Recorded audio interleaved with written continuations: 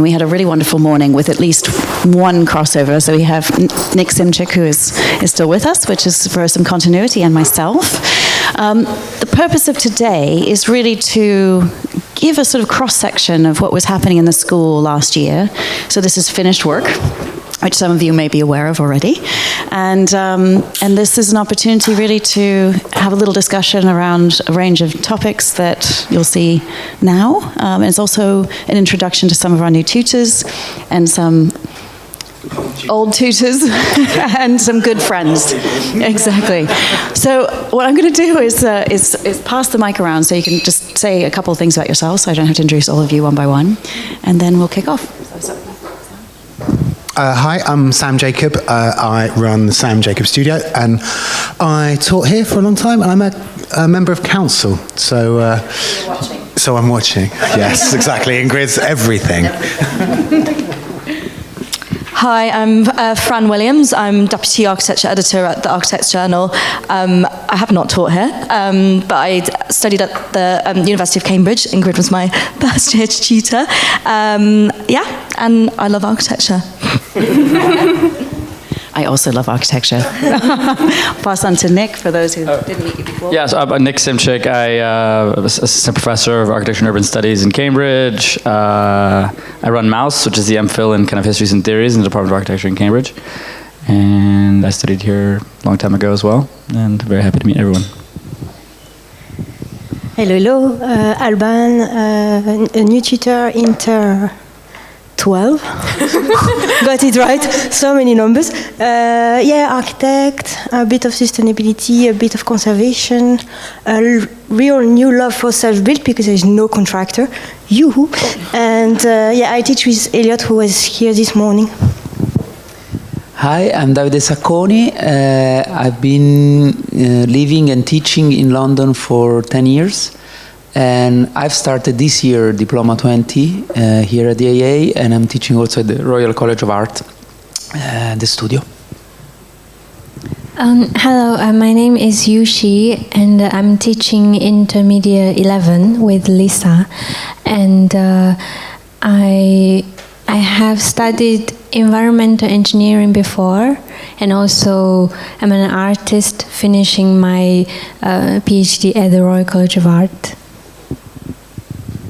Hi, I'm Matti Mastroandrea. I am an architect and director at Devlin Studio. So I've sort of moved from architecture into set design. Ingrid also taught me in my first year at Cambridge. I'm not a tutor here, but I teach at the RCA ADS Law. We also RCA.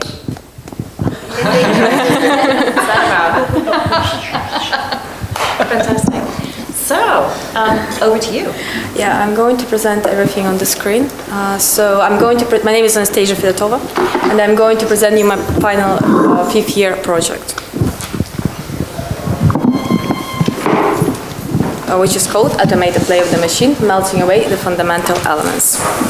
So I'm going to start now. Just 1 second. My project looks at the factory automation process and attempts to make it visible, considers how recent technology challenges old industrial processes involved in demolition waste recycling, and tests the implications of that on new tectonic elements that will be produced as a new product of architecture.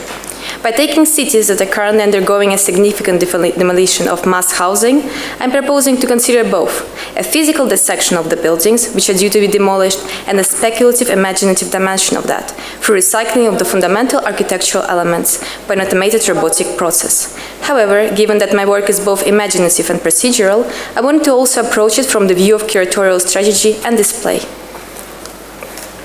My initial research was based on the physical and digital frameworks that have various content curatorial strategies. I started with the precedent historical examples of frameworks to display fragments, starting from diorama and anatomical theaters towards Wunderkammers and memory palaces. And they are modern interpretation on the city scale, such as the parades or urban junctions that are treated as an urban theater, as well as looked at the temporary framing in exhibition and art event spaces through the time and context. Based on this analysis, I composed a tangible meta-theater of reuse that puts an alternative narrative or base to combine the legacies of diorama and memory theaters with more contemporary mathematical models. which later was transformed into a mutable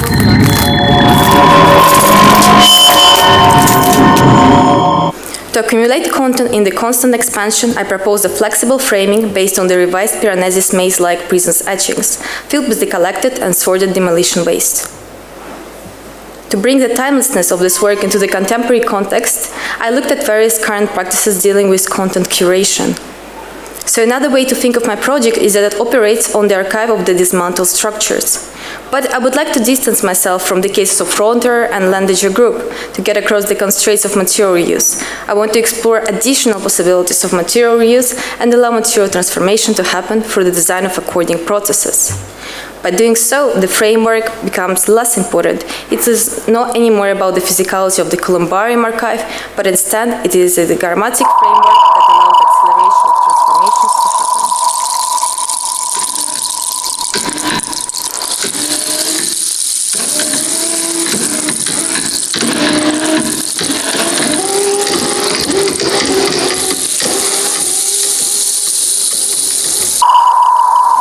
To localize the project, I considered cities that have the highest numbers of demolition waste per year, such as Istanbul, New York, and London.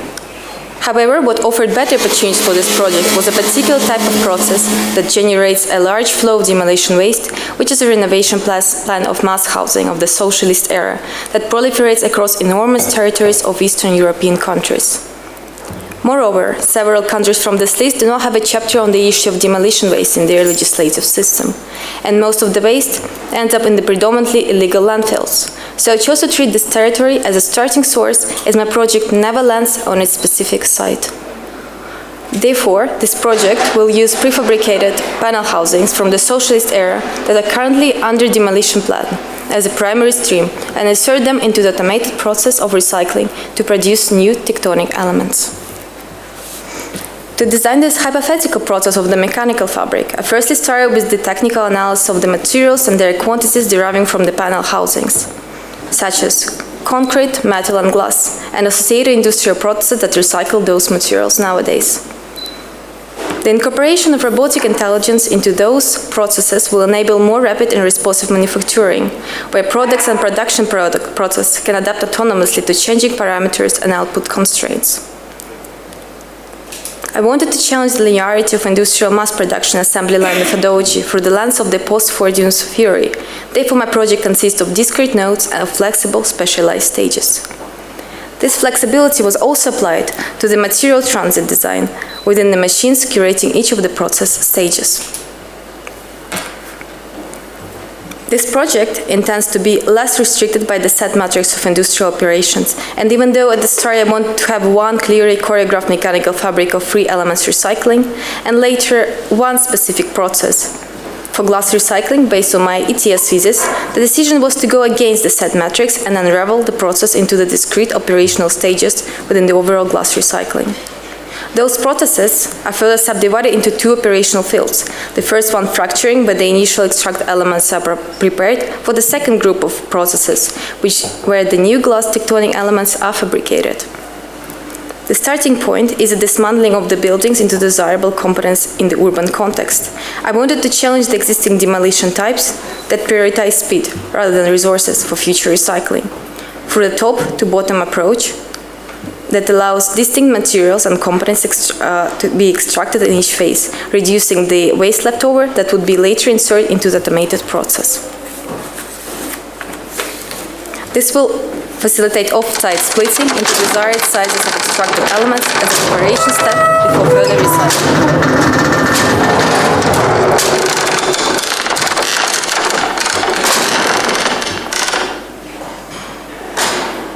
As was mentioned earlier, this project operates on discrete operational nodes by neglecting the fixed linear grid of industrial plants to allow a greater degree of flexibility and a larger operational network. Therefore, I'm proposing an arrangement of multiple mechanical stages, spreading along 3 levels, starting from the human-empowered machinery towards AI-controlled routes, such as ground-level connection by trucks and rails to carry large extracted elements, underground transit for externally sourced materials to be important, such as oxides and pigments for coloring, and aerial transit by drones for rapid transportation throughout the operational network. Virtual archiving is not practiced within typical industrial recycling. However, for me it was important to integrate 3D scanning in parallel with the overall process to archive and recall the initial fundamental elements and newly produced glass architectural components, and finally to manipulate and morph the scans to create a digital media speculation. The 3D point clouds do not resemble the world as we see it, and thus embed new spatial understandings where boundaries become thresholds for new entanglements.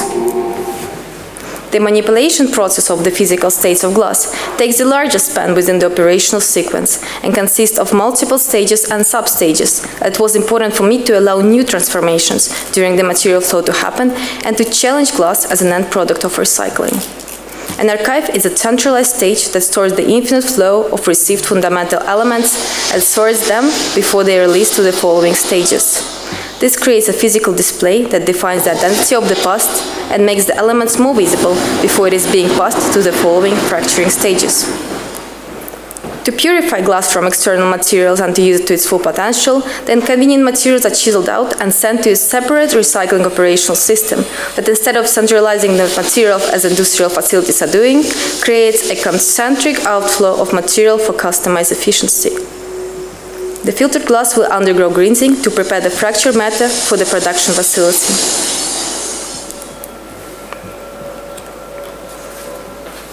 To understand better the process and material transformation within the production facility, as well as potential of the newly produced glass end product, I wanted to address the findings and analysis that were carried out in my ETS thesis.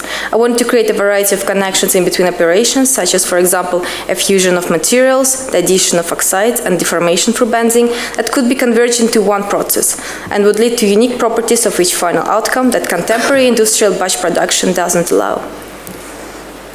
The curation of glass transitions through the stages of the automated process can be seen in this movie, from the point of the extraction, scanning, and removal of external materials, towards fracturing, and finally molten state of glass that further can be adapted to the desired shapes according to its tectonic functionality.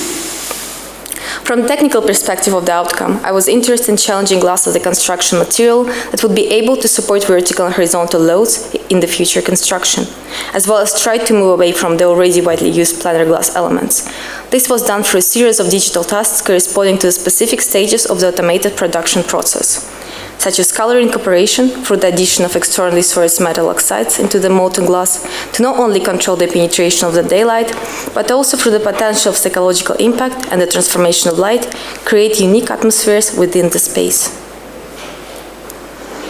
The process of glass slumping is based on structural optimization where glass gets fused with recycled metal for additional reinforcement, incorporates the structural performance of both materials, and can extend the span of the vertical elements, and glass casting to challenge the angles of deformation to work with human senses of touch, light penetration, and acoustic absorption. The emerging technology of glass 3D printing as one of the stages was tested through column optimization outcomes, and under compression, the glass behavior is better than steel, moreover allowing to create unique fluid elements in the interior space that do not obstruct the view, but instead harmoniously warp through the space.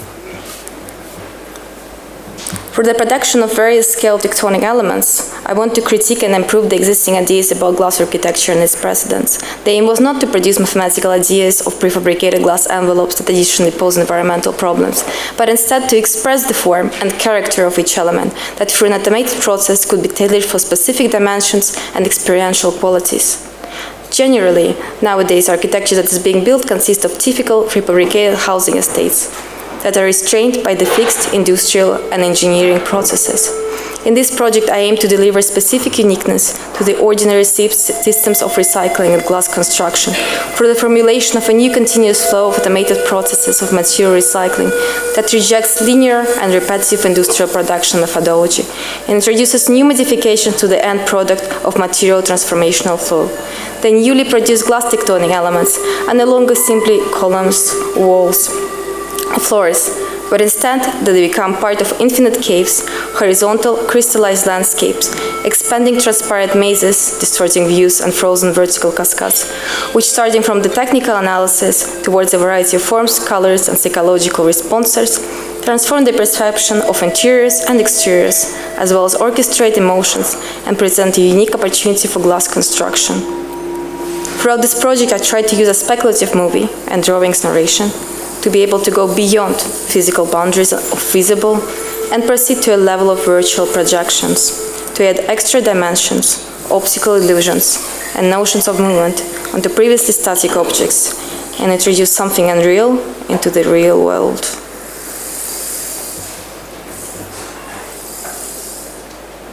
Yeah. Do you want this one? Thank you.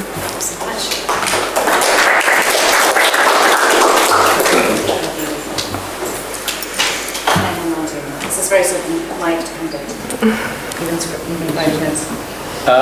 All gas, no brakes. There's very highfalutin, powerful, a lot. I don't know what frame of reference to use to make sense of it. I'm trying to decide which one I should use.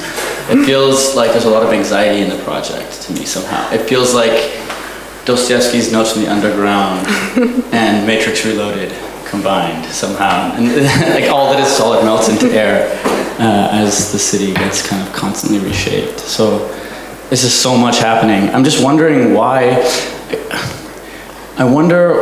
did you choose this mode of representation?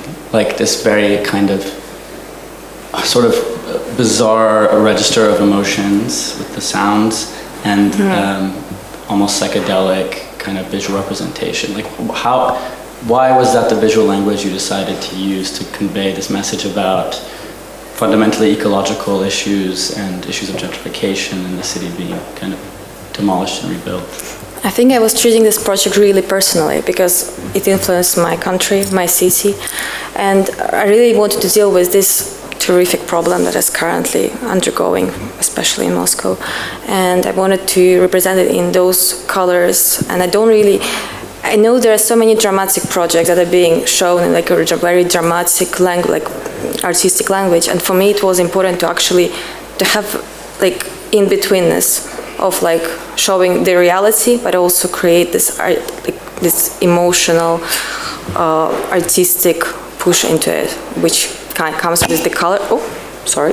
Which comes with the colors and with the shapes and with the music, because otherwise it would become very dramatic and very pessimistic representation of what it actually happens right now. You spend quite a lot of time in the. Oh, sorry. You spend quite a lot of time in the presentation in the project, kind of almost from a technical point of view. Like this is like processing. So it's about the kind of like let's say the emotional or like the sentiment is about like the collapse and the destruction and the kind of taking apart of materials, but we could also say like everything, life. And in most of the project, that's sort of here's the recycling plant. It's funny then in your technical part, then that's the bit which becomes, and then it all gets transformed into this gloopy like. So I find, it's interesting. I'm finding it may be like a question about like how do we need to justify a project, like in a sense like, okay, if we're thinking about the ideas of materiality, of course there are practical issues about how do we reuse and how do we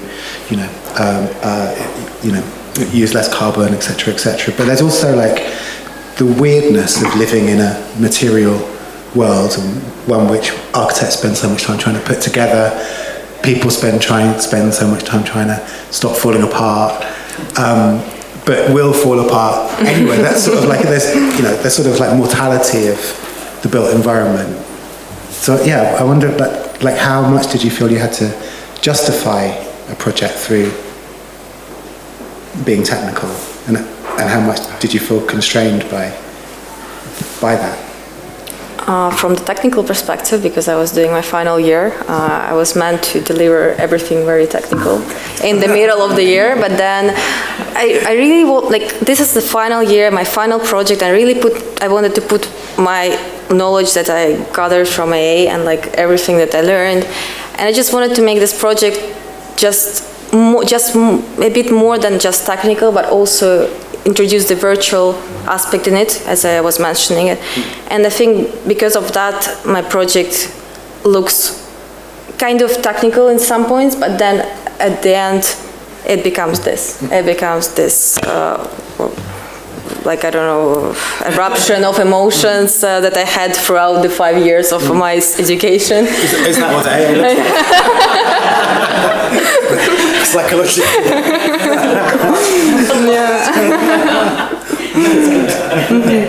Yeah.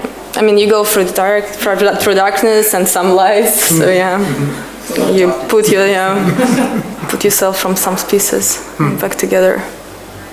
Something like that. I think what I'm a bit more, I would like to hear a bit more about is why you chose glass as a material to explore, because it seems like at the beginning it was a lot about kind of deconstruction, and you looked at, obviously Rota do a lot of that, and for them it's more about components, and obviously the easiest material to reuse is timber. So I just want to know a bit more about that. Yeah, so I already mentioned, but of course I was trying to decide which material to use at the start, but glass was giving me more possibilities to actually tackle, to challenge, because I wanted to, for my environmental technical studies, I wanted to push idea of glass construction, and by using just glass as a construction material that would be able to carry loads. And I was trying to test the aspect of glass in the construction as a primary material, but also glass as an aesthetic, glass as a creation of those spaces where you can get lost, those mazes that you can color, and also the flexibility of glass that can be molten, and also different states of it actually. This is something that timber doesn't allow, of course. And I think it was for me interesting to challenge this liquidity, solidity, and that thing was everywhere within the project. Yeah, something like that.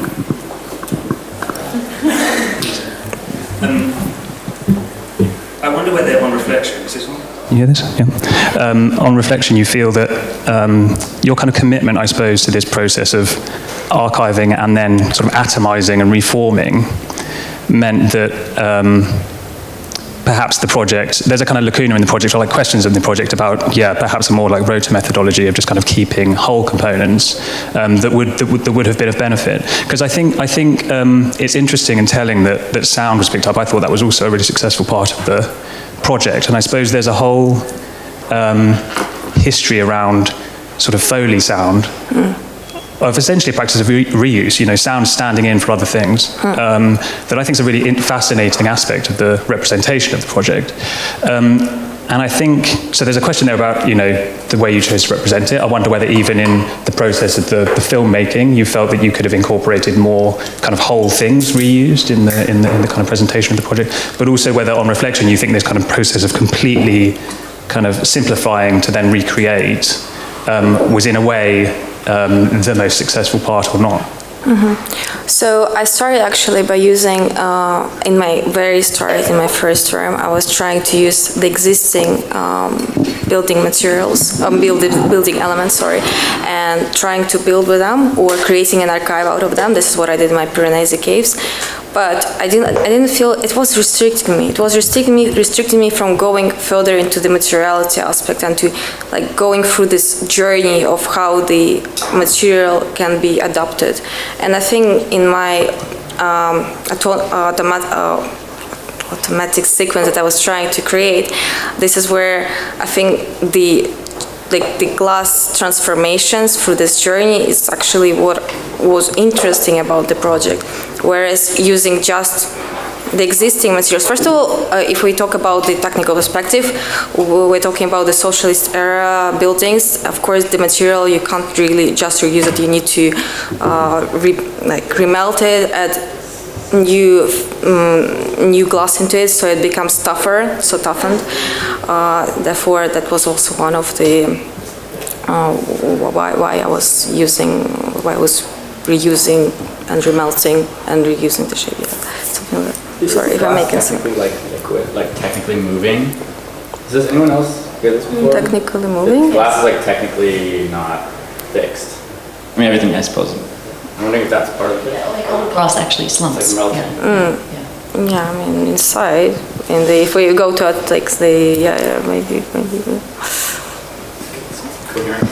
No, I was very fascinated by the I have to say, more by the visuals than by the story behind, in a way. And it made me think that about what's the role of, or if this scenario is a kind of post-human scenario, where artificial intelligence will really take over and probably having a power that will approximate what we can call God, or something that knows everything in every moment, in a way.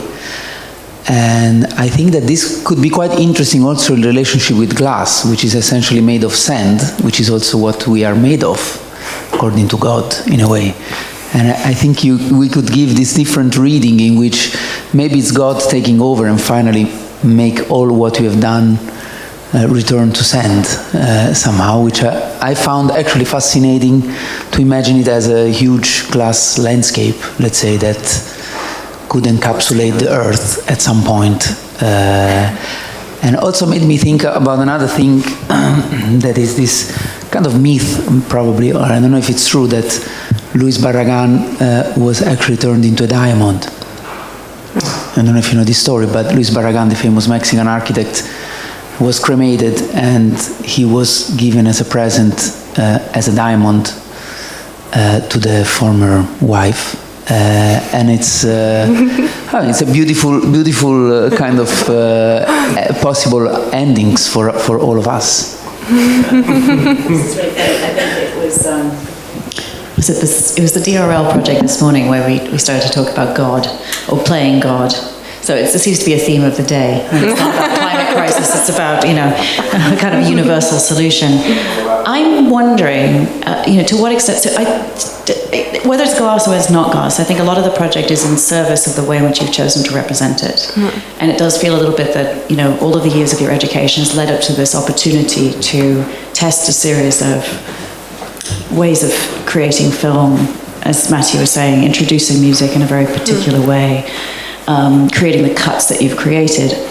I'm wondering also, you made this choice of the studio, and I think that your studio the unit is something that has a very particular outlook, and I'm kind of curious how you feel that your mode of production responded to the approaches of the unit as a whole, or whether they were distinctly yours.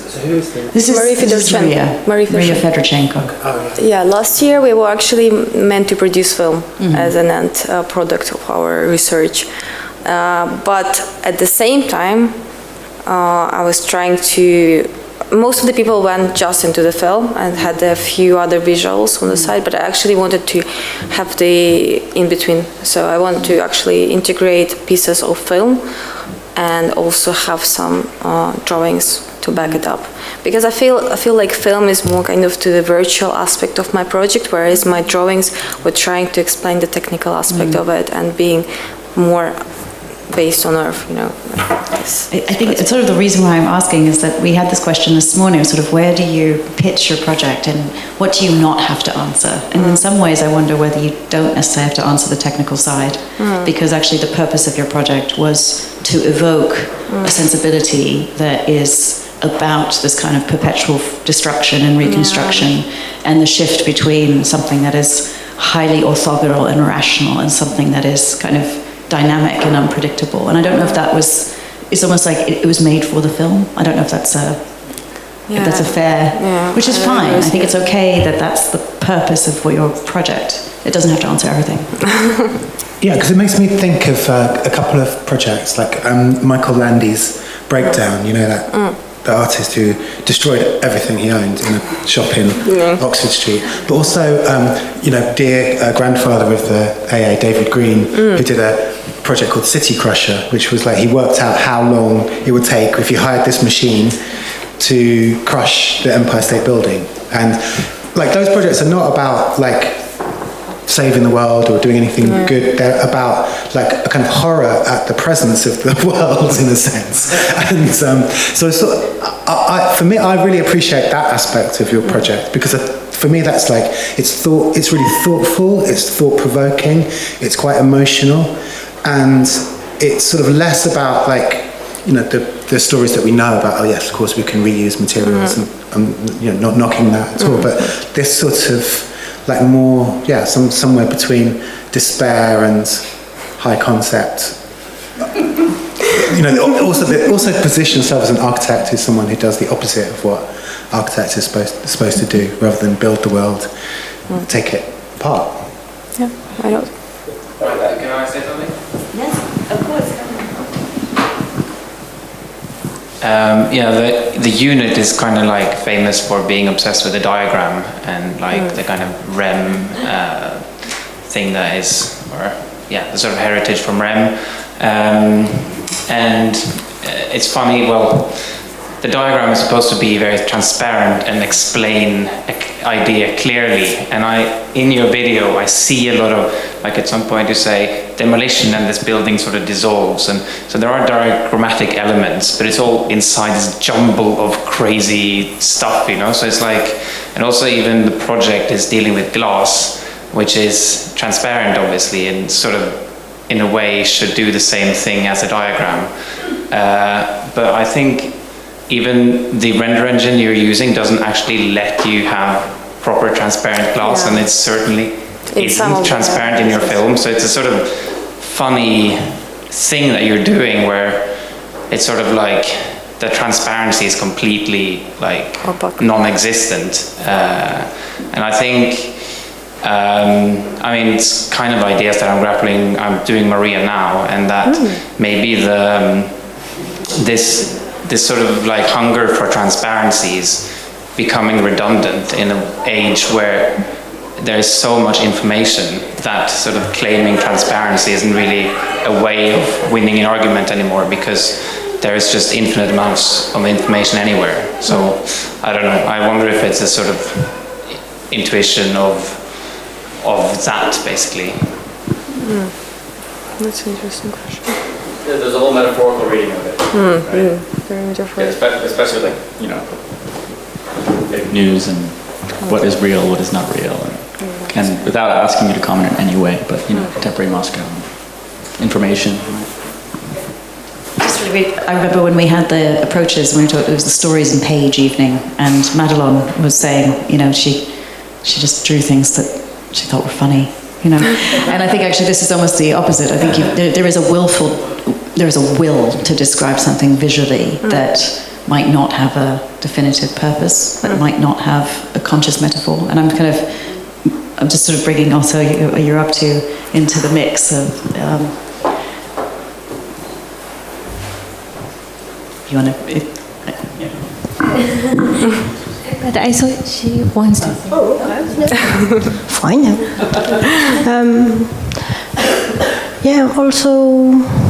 Also, I think I was really touched by the narrative and how we sort of start reading the diagrams as surrealist. It sort of mixed at some point in your presentation, and I thought that was super powerful. And maybe I have a question for you, which would be, how do you end? Because I didn't thought you would stop on this one, which is absolutely like a fascinating surrealist painting. So I think it's a big question when you're doing your project is on what do you leave? What's your last image? And how do you finish something which is, ongoing? So, Like, you mean? How did you end up with? How did I end up with this one? Just choose to finish on this one. Yeah, it just shows a bit of what I've done throughout the year, with all the collapses, with all the. This is what we're talking about: constructing a new city of a post-human era. And where we can see the virtual projections, where we can see the physical aspect, but everything is kind of dissolved, everything is in flux, everything is mutating and moving, and there is some kind of energy and movement within the pieces that are being assembled together to create this small, kind of cropped view of the post-human city, I would say. It's interesting. You had like a sort of like genealogy or like greatest hits of great glass architecture, like Crystal Palace and the Glass House and generic towers. Okay. But so in a sense, like, if you're, I mean, I think it's really brilliant. I really like the idea of like thinking of glass as the sort of like kind of symbolic, metaphorical material as well as like a actual material. But thinking of this as that last image, like it kind of reminds me a bit of the Crystal Palace. And think of like, if the Crystal Palace is like the beginning of a certain kind of architecture, not just technically, but like a gigantic spanning space with the whole of the Industrial Revolution and empire like sort of sucked into it, and the kind of, you know, the first-hand accounts you read of like people going there, like Marx or Emily Bronte, or and they're just like, fucking hell, this is like totally fucking weird, man.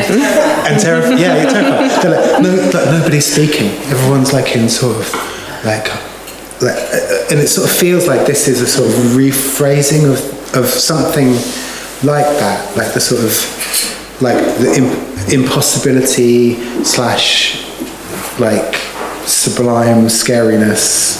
And in this case, it's sort of fractured but not fractured, form but not form, not defined but still incredibly present. Like all of those kinds of things. Like ghosted as well. Yeah, very ghostly, very ghostly. Yeah. Hello. I think it's quite interesting that your project, you talks a lot about demolishing and destruction of these buildings, but then you choose the material glass that is, I think, like very fragile. So you choose, and you choose that to rebuild things. You choose something that is fundamentally very fragile, very easy to be deconstructed. And I think that is quite interesting. Like maybe deep in your mind, there was a big error, and it's kind of being lost now, and it goes to the landfills. And I think it's as fragile as the glass. And in this case, I think that could be another metaphor of why I use glass. Is actually to show this fragile environment, the fragile time in which we live, and where everything can get lost so quickly, and you don't even know where it is. It ends up in the landfill, and that's it. So everything is. Yeah, I feel like maybe deep in your mind, you kind of are like prone to this, not fragile, but like destruction almost in a way. And also I was wondering if you considered, like in your project, you considered like, you know, the environmental effect of reusing glass, because I guess you want to reuse it for environmental, sustainability. By reusing the glass might cost a lot of energy and stuff as well. Just wondering if you consider that. I was. This is what I was discussing in environmental technical studies, and I was researching on it a lot, how to reduce the greenhouse effect, how to reduce the production costs and the gases that come out of the production. But and this is where the conclusion was to actually move towards mostly virtual projection of this glass. So by actually analyzing it, by finding out that maybe it is not that possible to build as I want it to be. So I just wanted to then move into this virtual aspect of the project. This is why the final video was showing that we're actually going through the physicality, but then we're going to this kind of virtual world of future that could be seen. Thank you so much. It's phenomenal work. Thank you. And it's such a pleasure. I'm curious what you're up to now. Foster and Partners. Oh, okay. Yes. Exactly. I think you could make some recommendations. Fantastic. Congratulations. And it's a pleasure to see the work. Thank you.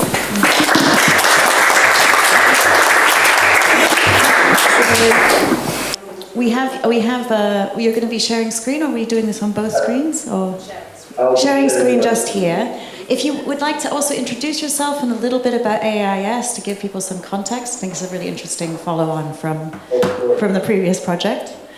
Yeah.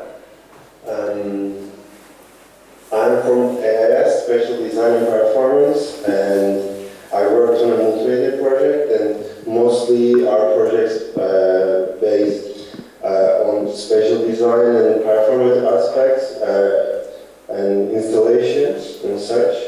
And this project called The Music of Our Dreams.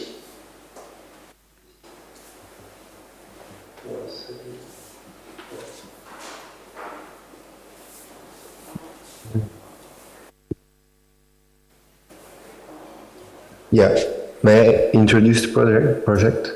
Yes, of course, please do. Thank you. The Music of Our Dreams is a multimedia performance based on a contemporary myth, daydreaming as a collective architectural practice. It is premiered on March 20th in Milan, Italy, and solid dreams are generating an immersive site for reveries, a pavilion of dreams echoing an ever-changing landscape.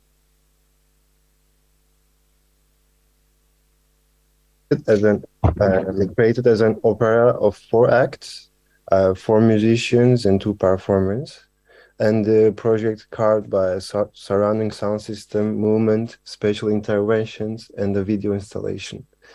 Finally, as an after effect, it's supported by a website and a book. Here there's a little trailer of the event.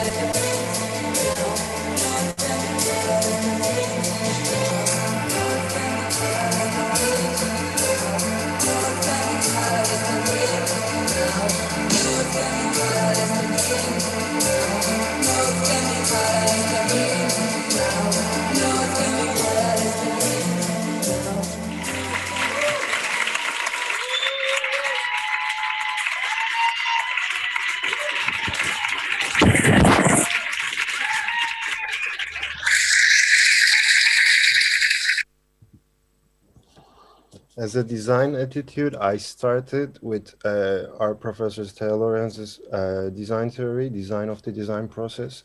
So initially, I created a conceptual framework, and that branched out with narration and spatial design. And music became the major part which supported all of the elements. Both spatial design and narration are informed from Delphi. Musical sections are inspired from narration as well as the spatial choreography. Then music gave hints for both the costumes and the choreography and the makeup. Therefore, I can underline that music played a role of unification of the elements.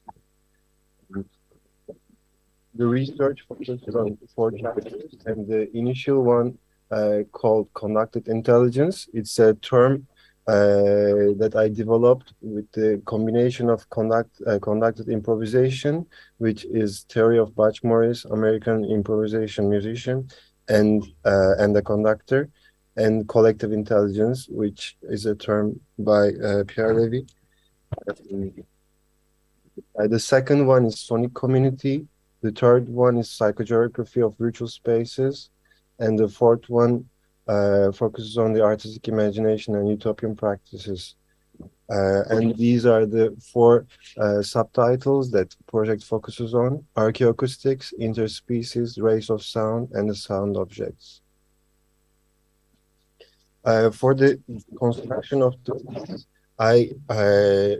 it was influenced by open work of Umberto Eco, and I tried to give much space to the improvisation as much as possible to give voices for the operators to be heard. So there are defined structures, but as well as many openings.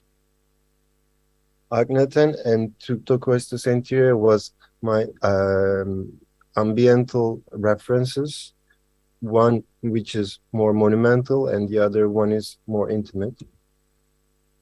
The color of pomegranates was an historical reference for the costumes and the makeup, and Monoha is an influence for how with little means can one do a special intervention. The former is a reference for common ground and the fact that we're all on the same dance floor. And the Serpentine Pavilion by Herzog and Demeron is both historical and a timeless space design.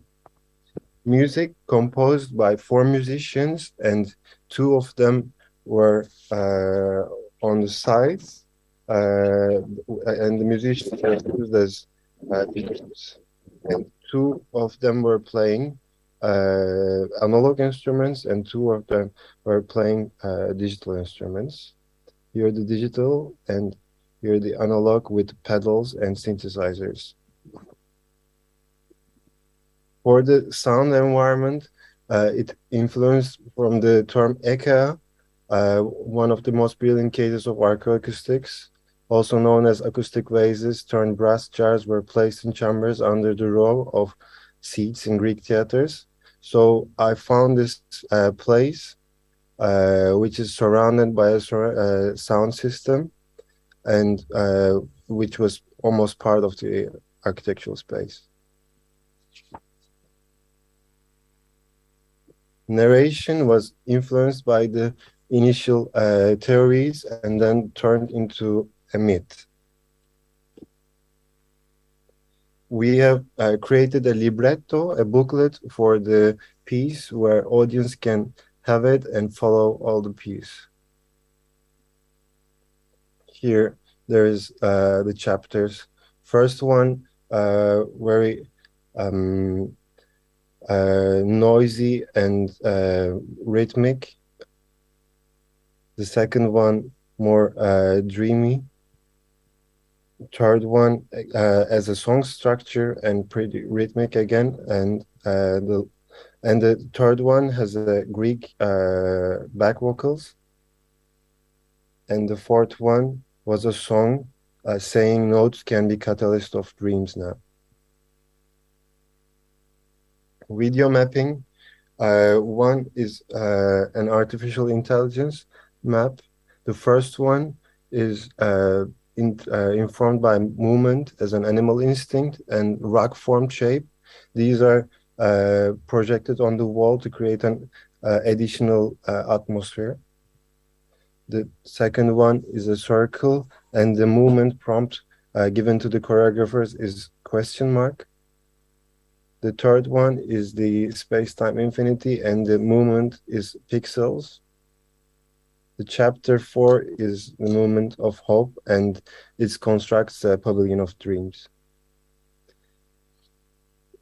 Spatial design is informed by a square, a triangle, and a circle. There's a central piece so that everything around it is shaped accordingly. Here there is a spatial organizational diagram. Musicians are on the 4 corners as pillars. There's a central piece, and there's 2 performers and the narrator.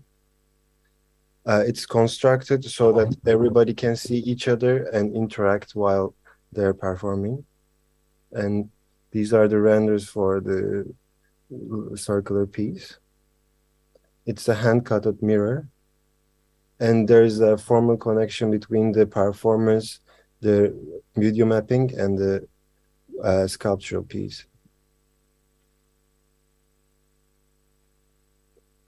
Choreography is mostly informed by the music, and audience was on the same ground with the performers. Costumes are delivered from the Italian brand Vitelli, and the first one is made accordingly for the narrator. Light design is also light design was also changed during the performance, and each chapter has a different color. to start with, we just enlightened the circular sculpture piece and gave an introductory element while a loop was playing from one of our musicians' sound library. Makeup has also a traditional yet futuristic look, considering that the narrator might looking in the eyes of the audience. Audience was making a circle, and so there were passive participants to the piece, and they were on the same ground with the performers. For the photography, we used digital camera, yet we scanned it to give it a timeless look. And about the costumes, I forgot to say, they were changing costumes in each chapter of the piece. So it's a reference to a metamorphic process.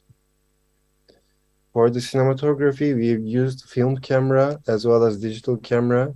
And film camera represents a more ritualistic environment, and the digital camera represents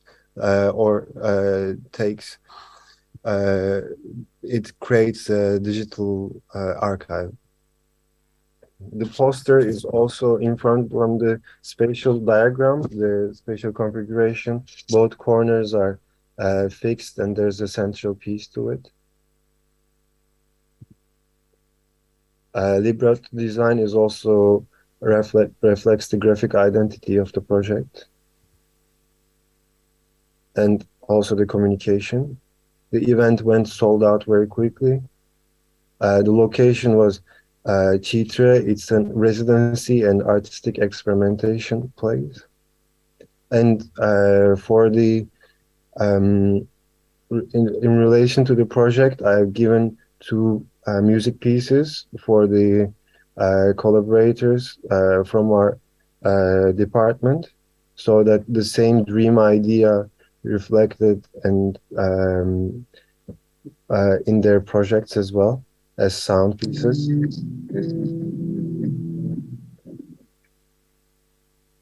Two of the projects use the same sound.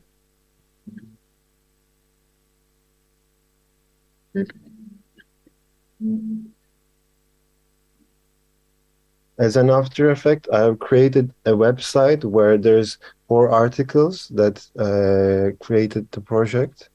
2 of them is interviews. The first one, as I mentioned, the conducted intelligence.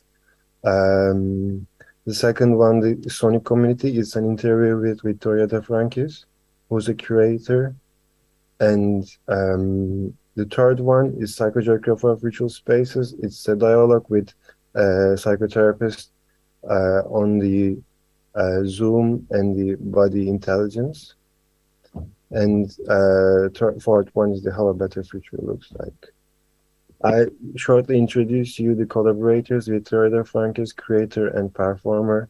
Gianpaolo is a DJ and a musician.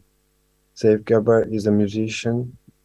Dimitris Papadatos is a DJ and producer. Francesca Mariano is a performer and a sound artist. Sid Pereira is a dancer and visual artist. Aytekin Yalçın is a filmmaker and a photographer. Ada is a graphic designer. Julia Marco Olivero is a light designer and a set designer. Julia Munari is also a set designer. And Fabio is a makeup artist.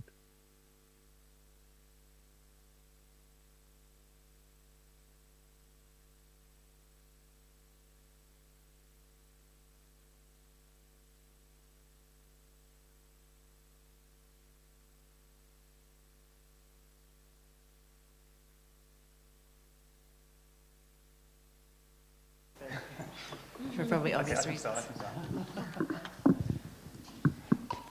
Hello, hi. I guess it's quite a basic question, but where do you see the value of what you've done residing? Do you see it in the performance, or do you see it in all of this other kind of extra diegetic stuff that is sort of facilitating and supporting the performance? Because I suppose, I mean, I don't know if you came across in your research. There's a brilliant art piece called 75 Watt by Revital Cohen and Ter van Baarlen, which is the design of a product. It's called a gizmo. They just sort of design a random shape. And then they give that shape to a production line. And then the output is just a kind of film which records the choreography of the production line. So the kind of design of the product is just merely a vehicle to kind of generate a piece of choreography. And it seems to me you've sort of done the inverse of that. It seems to me like the performance is somehow a vehicle to kind of generate all of this other stuff, which really is where you see the value sort of residing. Because I suppose if it's not, like it's really hard to sort of understand or evaluate the project, right? Because we haven't seen the performance. So I guess, is that the case? Do you see that your interest is really in everything that surrounds the performance as opposed to the performance itself? I give a strong value to everything that surrounds the platforms. I try to create some construct of the work of platform, try to produce everything in line with the basic idea or the idea itself. But also the performance was really important part of it. So then I guess a follow-up is, did you, beyond the trailer, were there sort of ways that you had hoped to sort of capture that performance? Yeah, we have also 1 hour Fine. Oh, cool. Okay, I'd love to see it.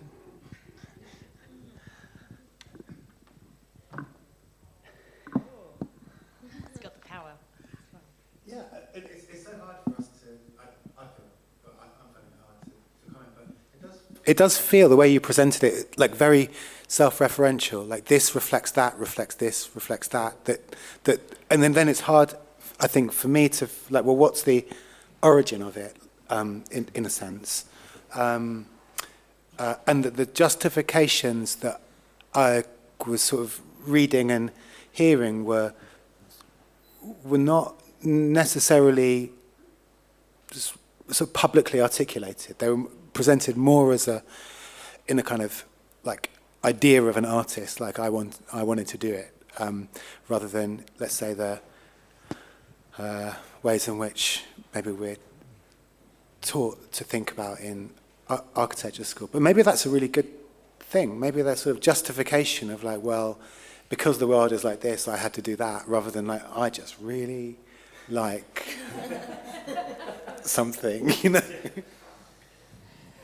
I think, yeah, I was a bit confused because you mentioned like photography and cinematography and what camera you used, but I feel like you didn't really show like the photos or the video done by different cameras. I feel like it's more like I feel like the presentation is not a lot about your work, but more like introducing your team, like, and whatever you used for the project. But what about the actual work that I think we are very curious to see? But maybe this is a good kind of alternative conversation about the nature of documentation. I sort of agree it's a little bit like reading the bibliography rather than the book. But well, just offer a counter. Yeah. I don't know if this is the case. I don't know, but just to project my imagination of it. You asked this wonderful question at the end, how a better future looks like, not what a better future looks like. So it strikes me you're very interested in process more than object. So means more than ends, which would be coherent with the fact that we haven't actually seen the thing. We've only seen the machine. So I don't know, maybe I'm overreading, but maybe not. So. Yeah, I agree as well. I quite enjoyed how retro all the graphics were. I felt like I was transported back in time a bit, which was actually quite enjoyable. But yeah, I kind of moving on from kind of building upon the comments about process. I think because we haven't seen the final product, it would have been quite nice to kind of maybe hear testimonials, for example, from people who were there and experienced it, and maybe kind of somehow showing a bit of kind of I don't like the word post-occupation evaluation, but that in a kind of a bit more of a kind of intangible way, just so there's a bit more of kind of experience and emotion and feeling. Okay, hello. And then I will have to ask the question, what did you learn about the relationship between architecture and daydreaming through this work? Thank you. First of all, I wish the trailer was giving a bit of what happened there, but maybe it wasn't enough. And secondly, the relationship between architecture and daydreaming, I guess it's a process, and it's sort of it's an ever-changing landscape. That's what I came up with. It's almost in the making. So also it demands itself the idea of openness and improvisation, and how improvisation is currently shaping reality. I'm curious to take this back to Matty for a moment, because obviously this must be a problem you have all the time. How do you begin to describe something that has occurred in time and in space that is archived or described in another way? Yeah, no, it really is, and I think, beyond static photographs and video, there aren't many options. But I mean, I guess that's what motivated my question, because there are artifacts in the theatrical world that attempt to do that. So there's something called a prompt book, which is meant to be a kind of like replete kind of documentation of a performance, everything from drawings and notes against scripts and things like that. But of course, like, things fall between the cracks. So I mean, I guess, yeah, I do really get the sense that perhaps process is maybe where your interest resides, particularly when you're talking about the open work, and kind of your interest is in perhaps where interpretation of these artifacts then sort of completes a performance, as opposed to you really dictating what's going on, really the ambiguity of some of these artifacts, and then the kind of moment of them being interpreted and then not recorded. I think says something kind of compelling about the nature of sort of performance. Because, I mean, you find this a lot, but there's a lot of Shakespeare scholars that think Shakespeare should never be performed. I mean, it's the text. That's where the value lies. And I think equally, the theatre, alongside probably gambling, is one of the most superstitious spaces in the world, right? I mean, it's break a leg, it's the Scottish play. And I think that's all part of this kind of quite problematic relationship with how to direct performance on stage. There's so much jeopardy. So I think there's readings of what you've done which are really interesting, but I suppose it's ambiguous where you stand on some of those questions. Do you think there's a way of, let's say, rethinking how something might be documented? Like if let's say a project was interested in the spatiality of the stage, which you could say, like, there's a big chunk of what we saw, which is really interesting, like a kind of reconfiguration, the audience and the performers, and the way the sound works, and what's being projected where. Like if one was to, let's say, I don't know, I'm thinking of maybe Dan Graham type projects where about audiences and performers, and how that's then articulated as a spatial slash social idea, or thinking like the prop, like thinking of the round mirror, or like ways to make it to sort of extract it from. Here's a list of the stuff which was involved. Here's all the ingredients and the people who did stuff. I'm interested in this. Like, what's the relationship between the prompt book and a tender set? Because they're very, very different things. So we know that representation of the thing that is yet to occur or has occurred. What's that, sorry? The relationship between the prompt book that you mentioned and what we would do to conventionally describe space as it should be or has been constructed. What you mean, the distinction, or how one produces a certain outcome? And yeah, I guess there's probably a whole load of research that we've not interrogated, but I think there probably are ways in which a drawing alongside a sort of annotated piece of text leads to incredibly different outcomes than in the context of a prompt book than perhaps traditional modes of representation that we have. But yeah, I mean, the granularity of some of the aspects of the prompt book are kind of fascinating. I mean, to talk about the prop, there'll be staging notes for the prop, and there'll be kind of really, really precise drawings of where props need to be when. And I think that also. I mean, one thing I would say about perhaps what the prompt book sort of declares about theatrical design processes that you don't really find in architecture is a real sensitivity to the kind of agency of objects, I think. I think on stage you're often kind of wrestling with objects wanting to behave in ways that you don't want them to, and so you have to kind of draw that out. And architecture seems to sort of end at the walls to some extent. I mean, yeah, we can do layouts and things, but really understanding that there's a temporality to objects and that's something you have to kind of constantly suppress or embrace and sort of work with. But for me, that's always been a kind of really important distinction between the kinds of, I guess, drawings you find in theatre against the drawings you find in architecture. There's kinds of drawings, like choreography or even like avant-garde music score, which is sort of incredibly architectural. You can read them like a plan, but they're about time rather than about positions of walls. Yes, exactly. Yeah, exactly that. I think there's nothing quite like that. I think in terms of, It feels like something we should teach. Yeah. Because it's collectively to everyone. Yeah. Because it's there is something. It's the same idea of photographing buildings without people. With this sort of ambiguous sort of half artificial, half natural lighting that you see in so many in so many sort of publications.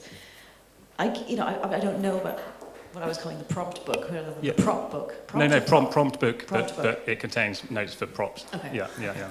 But is that the kind of lesson, like, what would we learn from thinking about the architecture of daydreams, for example? Is like, what's the sort of notation of, like, what is a daydream? It's a sort of like, it's like a sort of subconscious life, right? Like, it's the stuff which is, it's not, the position of a wall or the position of a steel or, like the fucking things you have to obsess with all the time, But like, so what kind of notations could you bring of everyday life? Whether that's like fictional and like hyper performative, or if it's, Ingrid, what you're saying, like, the everyday life which it might be excluded from certain kinds of architectural photography, and like what happens if you begin to find ways to represent that? Like, what does it allow, and could that allow other things into like architectural discourse, like things like daydreams? It just seems really interesting also with the last project that actually the thing that becomes dynamic is the project itself rather than things within it. Like, it's a kind of extraordinary. It's a really bizarre thing that we can't handle the amorphous nature of the uncontrollable prop. Exactly.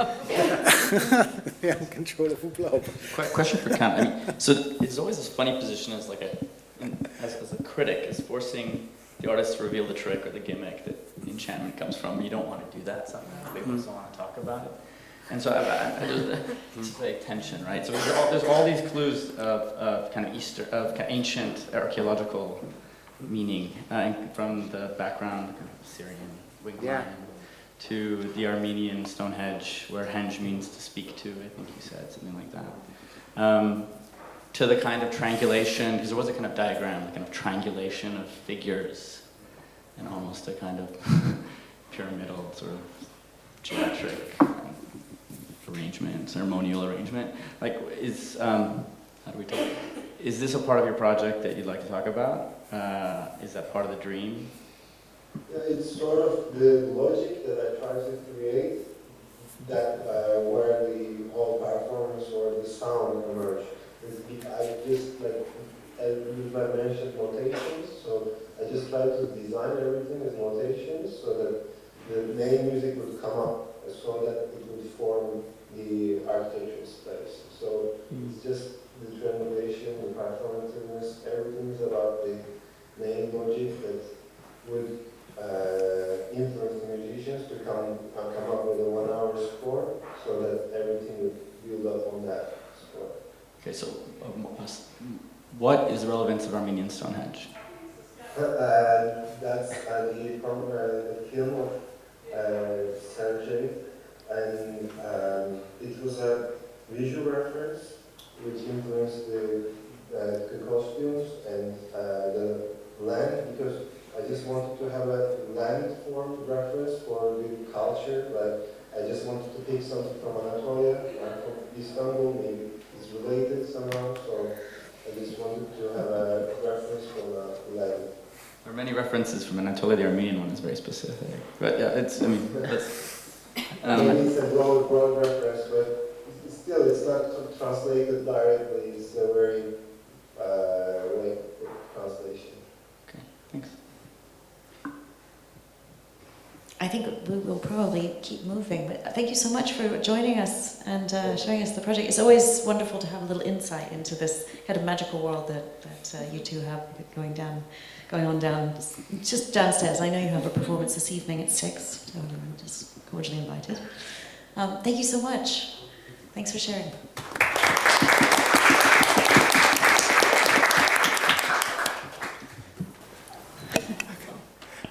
Hi, good afternoon. I'm Jun Tao, and currently I'm a third-year student in experimental program. And last year I'm in experimental 1 with John and Francesco, and we as a group are researching about starting from the student housing crisis in London. So what I would like to present is my second-year project that I did, which I named as the Belt of the Playtime. The project is about reimagining the Regent's Canal as a belt that connects people's daily life with the dynamic urban environment in the post-pandemic era. And the design focuses on those kind of light-weighted interventions that can be occupied as a gathering and activity space that's shared between local communities. So that's a brief summary. And just to mention, in Unit 1, we are researching about the housing crisis in London, and particularly we are studying student living crisis as a miniature of the larger social issue. So it can be argued that there is a increasing privatization of housing in London and maybe also Europe. So this is a section for the collage of the accommodations that I lived last year. And I think you can see that typified by this kind of densely arranged living cells attached to a double-loaded corridor. The purpose built student accommodation organized by those private companies is primarily focused on maximizing the economic benefits rather than the real aspirations of students. And student life is somehow blocked in those kind of very expensive living cells. And as an architecture student, what alternatives can be proposed to this solution? And also there is reports about the decline of student well-beings, increasing mental issues, and all kinds of such issues. So the project actually starts with taking my own studio as an initial observation subject and document how I have actually transformed my space using recycling and misuse and daily objects. And in this case, it is me trying to change my studio space into a temporary laundry space because during the quarantine, I cannot get to the laundry room. But for me, it's not pure functional, but also it's more about creating a temporary playful alternative in this otherwise very tedious space. And also using daily objects to make installations, just to show the idea that in the lockdown, everything began to merge together, the boundaries between work and life. And also, therefore, the following test is a reimagination about new ways to live in my very narrow, rigid, predefined space. And inspired by the works of Joanna Petrovska, I've created this temporary enclosure inside my studio space using bedsheets and clothes. And it attempts is to redistribute a boundary to create a shelter, both physically and psychologically, in which I can temporarily retreat from the outer environment, because this is also the space where I go to Zoom meetings and join all the classes. So sometimes I feel like I need to have another space to hide myself.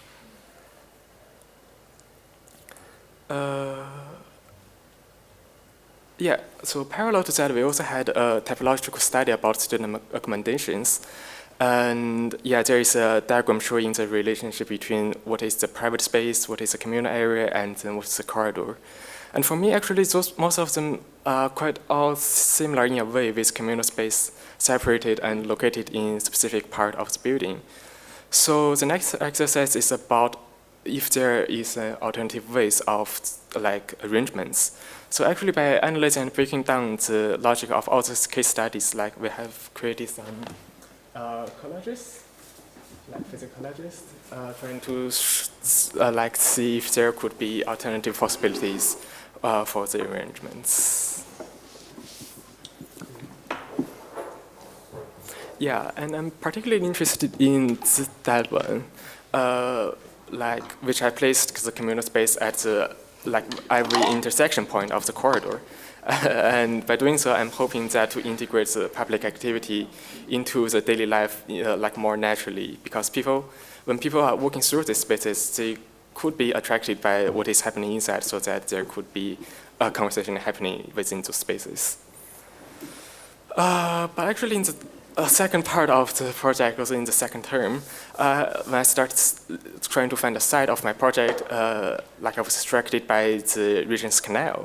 Like the canal used to be a very important industrial infrastructure in the city, but somehow now, like it is like not in use anymore, and I feel that there could be something done to the canal and to make it like another part, the important part of the city. And also the reason for me to choose the canal rather than finding a specific building is that, like, I believe student life shouldn't be blocked from the city, and we already have too many examples of that. So that's why I would like to have something unconventional. And also one important inspiration for me is the ThinkBroad project by Cedric Price. I'm quite interested in his idea about flexibility, mobility, and connection, as well as how could industrial heritage could be reused in the current context. Yeah, so I start to have field research along the towpath, and there's a set of diagrams showing the distributions of like student accommodations near the canal, the universities nearby, like art galleries nearby, theaters and libraries, like all kind of those activity spaces near the canal.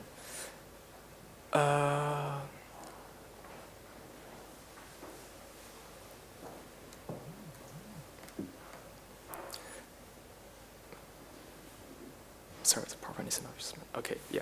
And this is like the material survey of the topaz as well. Sorry, the PowerPoint is not responding.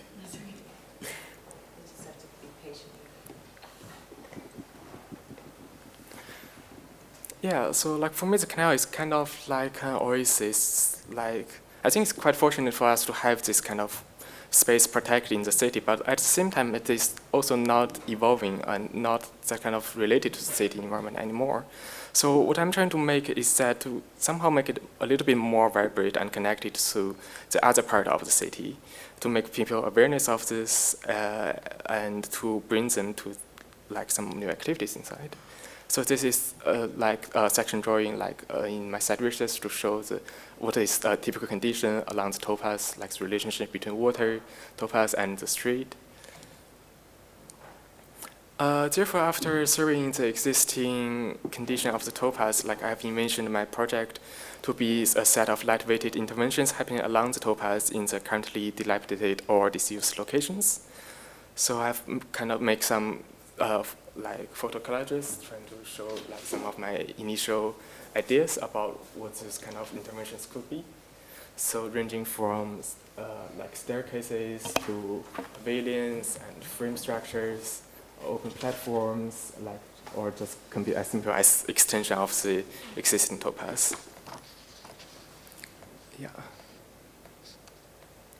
And after that, I've designed this kind of like quite simple but like flexible modular structure for the interventions. It's based on beam grid structure and can be combined with a range of like different components to create a variety of spaces. And there's just a set of diagrams showing how could the grid structure gradually expand and adapt it to make it fit for a specific venue. And for this one, I have designed like a triangular platform as an open amphitheater. And yeah, this is a brainstorm stage that I have, and based on this grid structure, I have designed this kind of catalog about different kind of designs. Like they could be varied in scales, just to show that there could be many possible ways to intervention. And I also make like physical models to test some of my ideas and to show like test about structures. And finally, I got some like more developed ideas for this one is step, which is a frame structure. And triangular steps can be used as either a casual gathering space or transformed into open amphitheater, in which case the stage would be the top of the narrowboat. And another one is, which I called curvy roof, is a 2-level pavilion with its ground floor completely open. It has a small open spaces, like multifunctional staircases, and also open cooking areas. And the upper space is more about like a workshop shared between local communities. And also this one is, which I called cabinet. It is like an even more linear structure attached to the topaz, and it is inserted by a variety of like boxes, platforms, sitting areas, just to different kind of spaces could happen within that structure. And finally, I got some render photos that just to show the idea. And the idea is that like each of those interventions are like or represent different events. And you don't need to have them all the way along the topaz, but I think it would be interesting to have those kind of like unexpected encounter when you are working along the topaz. And eventually I would like to end with this kind of more illustrative renders that I made, trying to convey the kind of like atmosphere that I want to achieve through my project. And yeah, that's my presentation. Thank you very much.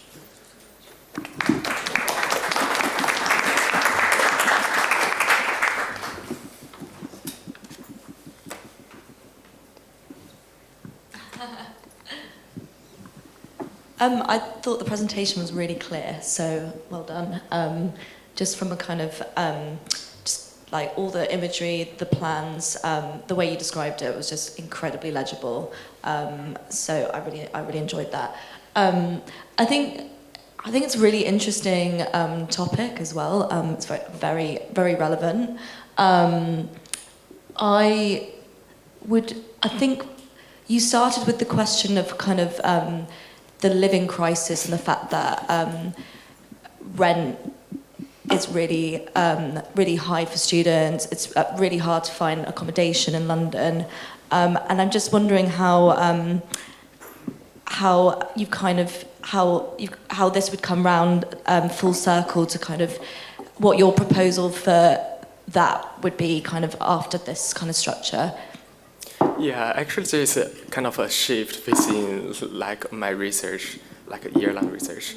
But I think one point that I'm trying to make is that like within this kind of like privately organized augmentations, it is like the communal space for students is quite limited. And I don't think I'm kind of pessimistic about this aspect.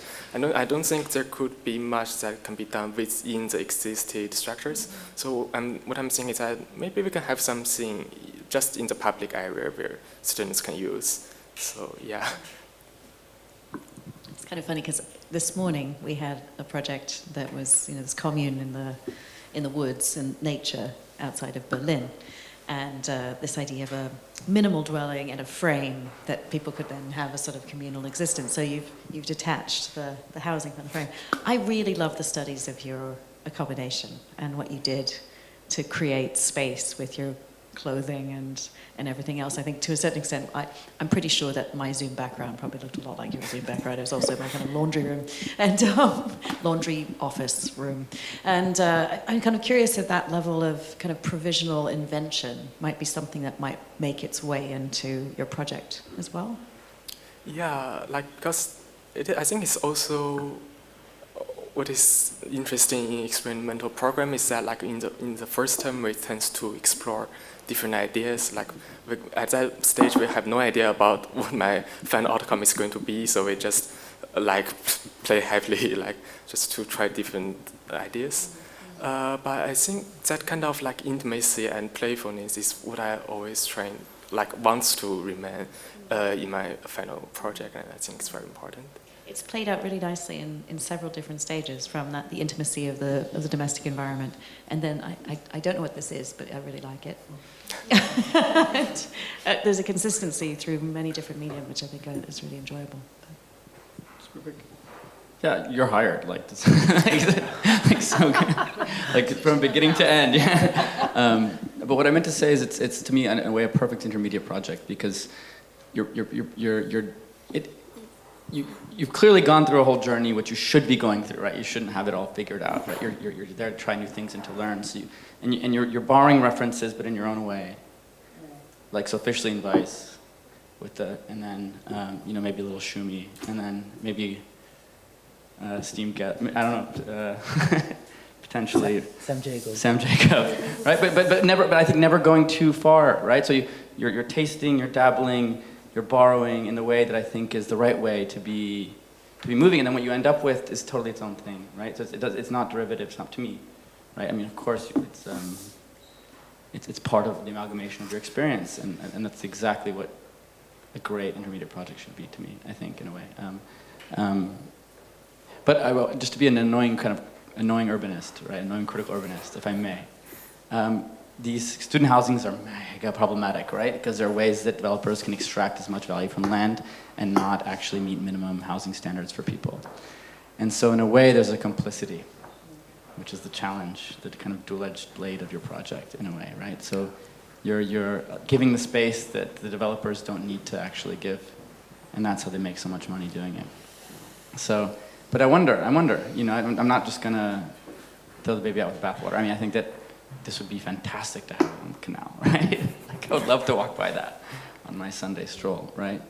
So, who knows what Section 106s could become one day, right, for these people, and maybe that's a really practical way to approach it. In a way, I think I do walk past it every Sunday. Like this is Grimshaw, Sainsbury's, but made out of wooden polycarbonate. Like, we've seen some things where they're like more temporary versions of like Granary Square where it hits the canal. Like, but I think maybe there's something interesting. Like, I agree with Ingrid that the photos of these sort of improvised domestic spaces and the way you were describing that, like a inner,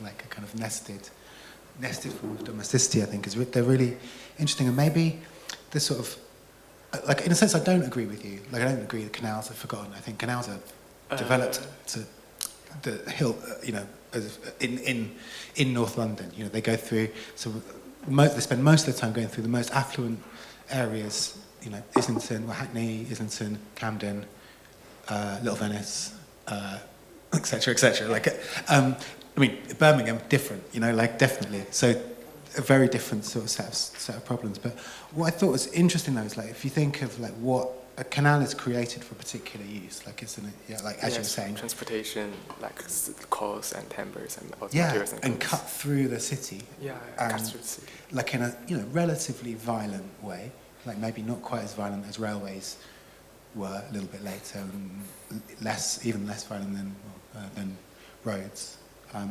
But nevertheless, they're kind of unnatural imposition on the urban grain of London that creates these sort of strange routes that wouldn't exist otherwise. Once they're redundant for their primary use, they sort of develop these secondary uses. And I think you were right. Like maybe 50 years ago, you were right. They were derelicts, empty warehouses. No one knew what to do with them.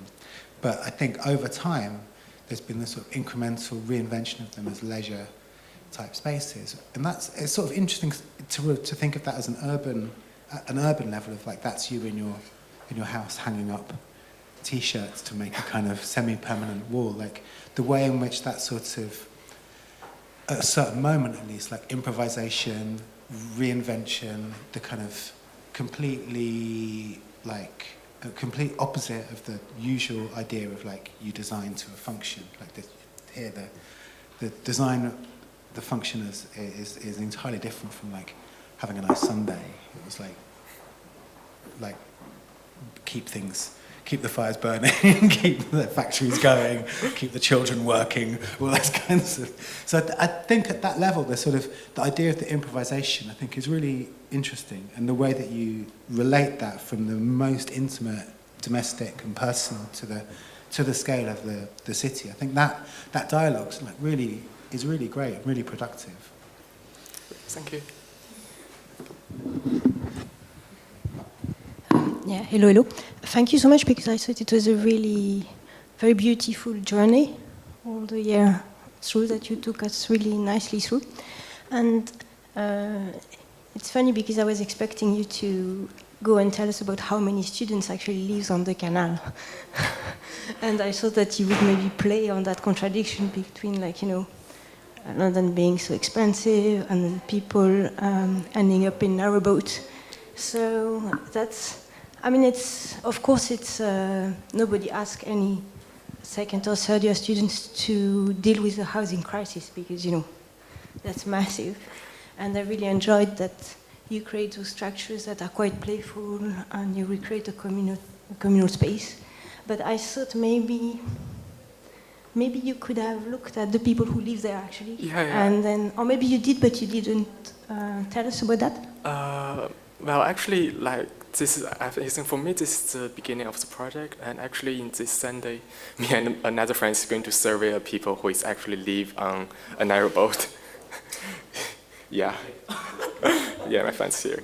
And yeah, it's very interesting, like a nomadic ways of life. And like, I think in the beginning of this project, I also think about like whether I'm going to put more focus on those kind of people and trying to propose like propose a nomadic way for students to live within the city, or maybe I focus more on the canal and the topaz. And yeah, I chose later. But I think the people who live on the narrowboat and this kind of like ways of life is very interesting, and yeah, something I would like to keep research about. Well, first of all, I think congratulations, because the project is very well, you know, described and very precise, and I think that's huge quality. Also very precise in the way in which is really described, both in images and also in the plans and drawings, which makes us actually makes it incredibly believable somehow. However, I of course agree that the initial investigations, both this kind of montages, but also the investigation of your own room and this improvisation is interesting. I guess that one aspect that it's really important is to distinguish perhaps between good and bad improvisation, meaning not in its effect, but in its origin. I don't think that it's really, I mean, there is some improvisation that is forced by certain conditions that we might not kind of judge as good. For example, having an accommodation is not enough for your needs, or not having accommodation at all, for example. And there is another improvisation which is perhaps building a structure where people can really improvise as a kind of act of emancipation, let's say, or freedom of coming together, etc. I have to say that I still have to formulate my evaluation about the final result of your project, in a way. And probably one aspect is really about how would you imagine the agency of this project. So is this the borough of Hackney or Camden or whatever proposing something? Is this the developer that is about to turn down the Beauvoir estate, which is actually by the canal, to make a lot of profit, that is kind of creating the mood for selling apartments for one? I'm not saying that's your intention, obviously, but I'm saying that behind an architecture like this, there could be different intentions given by some underlying layers, let's say, that have to do with property or with certain kind of legal mechanism, for example. And I think that could be in your further career something that you want to probably discuss, because I think you have amazing design skills. And it's just a matter of, in a sense, who are you designing for? Somehow, and that's something that makes the project quite different to a certain extent. No, I totally agree, and I might be even a little tougher, because I think you're well equipped. You do have beautiful skills, but I think you also have a really good intuition about the nature of what is playful, what is on the edge of being proper. And yet, actually, the images that you choose to finish on are quite conventional architecturally. They're very accomplished, they're beautiful images, but they suggest a completeness that we have to do in practice, no? That you don't have to do. So I think that you can make your work less polite. I think you have a nice instinct to make things a little bit inappropriate. I mean, I'd like the idea that they came out in COVID of what you do and do not show of your private dwelling, I think was very interesting.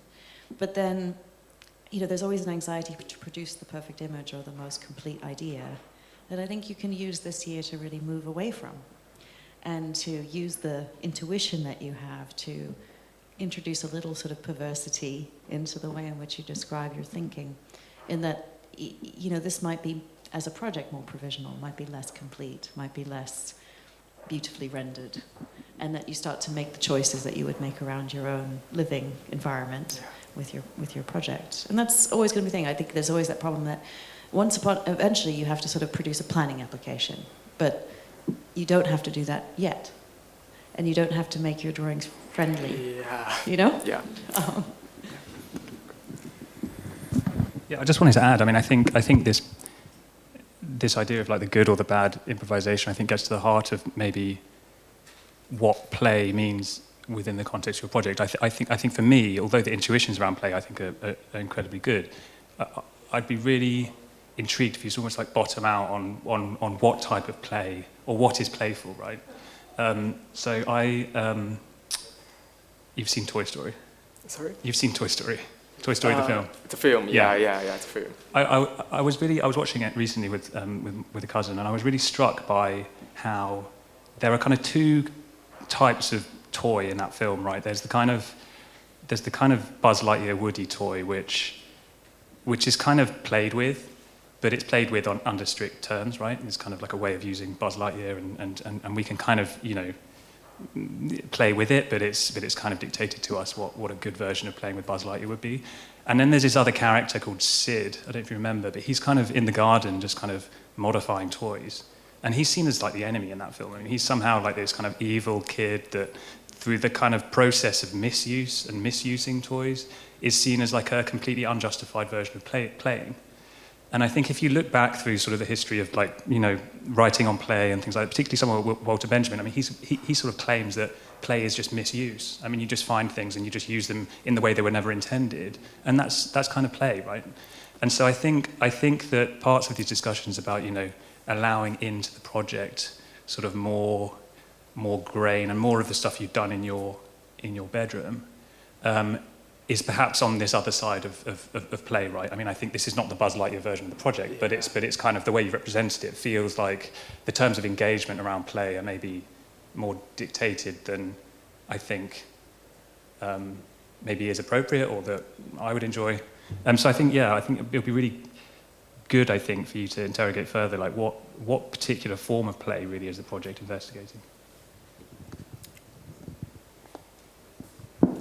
I really feel sorry for your cousin, but you know.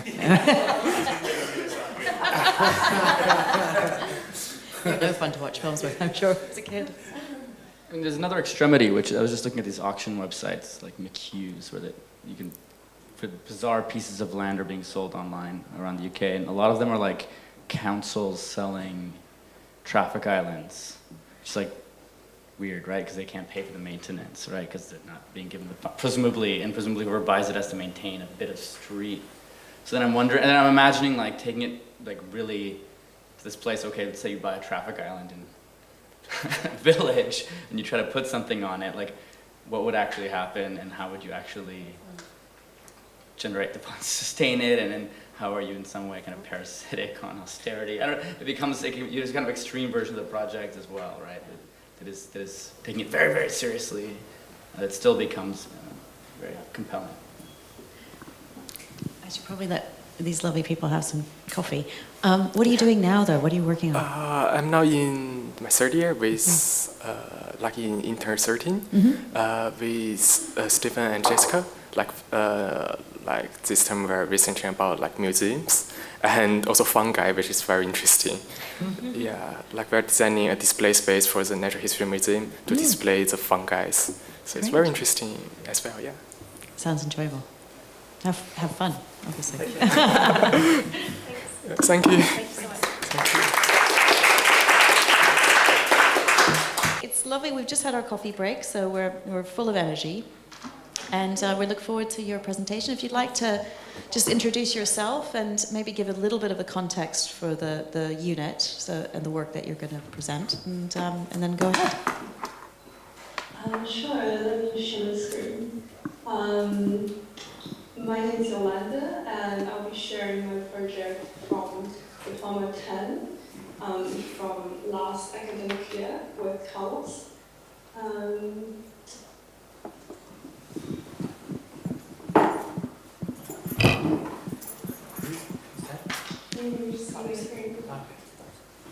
Yes. Okay, great. So my project is called The Crossroads Between Dreams and Catastrophes. And it basically looks at the district of Bayswater, and it looks at the urban complexities of Queensway specifically. And it sort of provides an alternative scheme to counteract the ongoing transformations of the city by continuing the urban of the street into the Royal Park, which is Kensington Gardens. So in my scanned area of Bayswater, Queensway is a lively street which touches the northern boundary of Kensington Gardens. The street presents itself as a chaotic mess that accommodates a diverse range of users, cultures, and urban situations. Amidst busy commuters, souvenir stores, and loud construction noises, every few steps brings forward a shop signage and a new language. In 2013, 75% of Queensway was bought by a foreign company, which started a series of redevelopment projects in an attempt to restore the street to its so-called former historic glory. Whiteley's, London's first department store, is currently undergoing drastic rebuilding to become a Foster designed five-star hotel. The work retains the facade while emptying all its internal contents. The Queensway Market, containing the only mosque in the area, is to be converted into office spaces.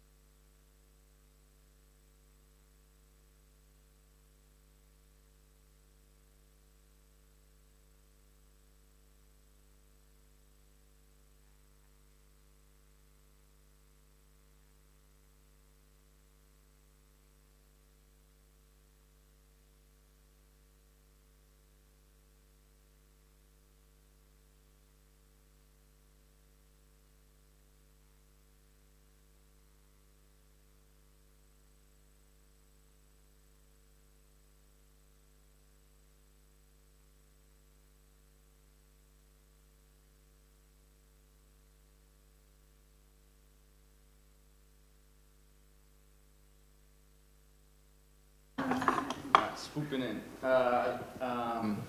So disclosure, I did Dip 10, so like, I don't know, I feel close or something.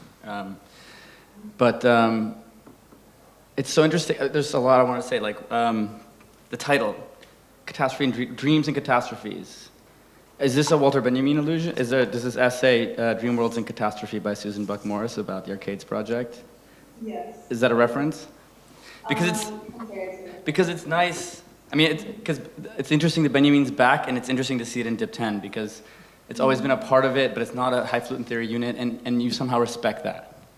Yeah. I don't know how to put it. Like you're engaging with it with the right, to me, with the right touch, because it could be over heavy-handed, it could be light, and then I'm just sort of picking up and projecting onto it, and that's from some of your drawings of the kind of installation, the initial drawings of what you'd like to do to Hyde Park. I see like Elazitsky and actually some constructivist spatial arrangements, which are also somehow contemporary to Benjamin.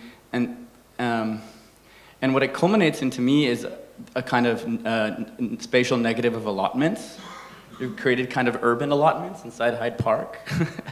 And if that's the case, then I really like it because the allotment is such a foundational kind of urban typology for kind of a rural idyll kind of participation in a kind of rural idyll within the city that has lots to do with the history of the enclosures and the history of Britain, and you somehow flipped it. And you're flipping it using very Dip 10-y like handrails and like stairs, and doing Elazitsky with stairs and handrails. So I don't know what the point of what I'm saying is. It's only to say that I love Walter Benjamin, and I really enjoyed my experience in Dip 10. I never thought I would be able to combine the two because they would kind of explode, because theory and practice wouldn't work that way. But I think you've done a really good job. So that's it. Yeah, I guess it was very hard to combine that, the theory, the history, into this kind of methodology of working in a contemporary city. Yeah, so it was quite an experiment for me as well. How do you feel about urban, like allotments for city life? How do you feel about that? Just if I can get your feedback on that, I want to say. Like, did these spaces you've carved out in Hyde Park amount to, as the city becomes sanitized, you're filling the kind of English garden of Hyde Park, the kind of rural idyll with pockets of city. Would you say that's me fantasizing about your project in some way, or would you say that's a kind of what you're trying to do? I think it's probably not fantasizing as much, but rather to put these existing conditions, so as you said, allotments, and actually inside Hyde Park or Kensington Gardens, to be exact, there are allotments inside Kensington Gardens. So what I did with my project is not to create anything new, but to maneuver or move these existing conditions onto this new street, as you can say. I've just got a question, because to a certain extent you're talking about extending the street, and you're taking the notation of the street and extending that into Kensington Gardens. And then the question I have is really, when does a street stop being a street? Because you have a lot of conditions there's quite a very vibrant road in Cambridge that is only one-sided. And that one side is fine, but the other side is sort of, the pavement's too narrow, it's just all a bit wrong. And then actually all of the things that create the diversity of urban life that sits outside the garden is then, I suppose, evoked through the continuation of the sort of notation and through the markings, but then the activities remain kind of wholly garden-like. And I'm kind of wondering, when is a street not a street, maybe? I think you're completely right. I started looking at streets for my project, and I did identify actually many streets in London. There are streets that are more quiet, some streets that work better than others in terms of bringing in people and then social gatherings. So this particular street I looked at was Queensway, which is quite specific to itself, having its own sort of social demographics, its social current condition, and with this new transformation being implemented onto it. So I guess what I try to try to, well, reimagine is how to bring this Queensway, so this street in particular, into the park, which is right next to it. I think maybe what I'm saying is that the street does still rely on a level of containment that's quite banal, that it's held, that there's a linearity to it, and actually within a park condition you can kind of bleed out into nature. So in a way, what you're sort of showing is more like a fair or a festival. I mean, you get a lot of this in, small towns around the UK where there's kind of the common becomes a temporary city of tents, and actually navigating that and bleeding out through the kind of avenues that it produces is quite complex. It's sort of the backs of caravans and all this sort of funny world. So, is that a city? I'm asking really open questions, which can lead potentially anywhere. I think in this park landscape, things doesn't have to be temporary, as I showed with Winter Wonderland. So you can have the permanent structures, which will sort of frame and develop into a more temporary spaces. So people come and go, just like how streets work, how shops are. Shops are like. Yeah, so.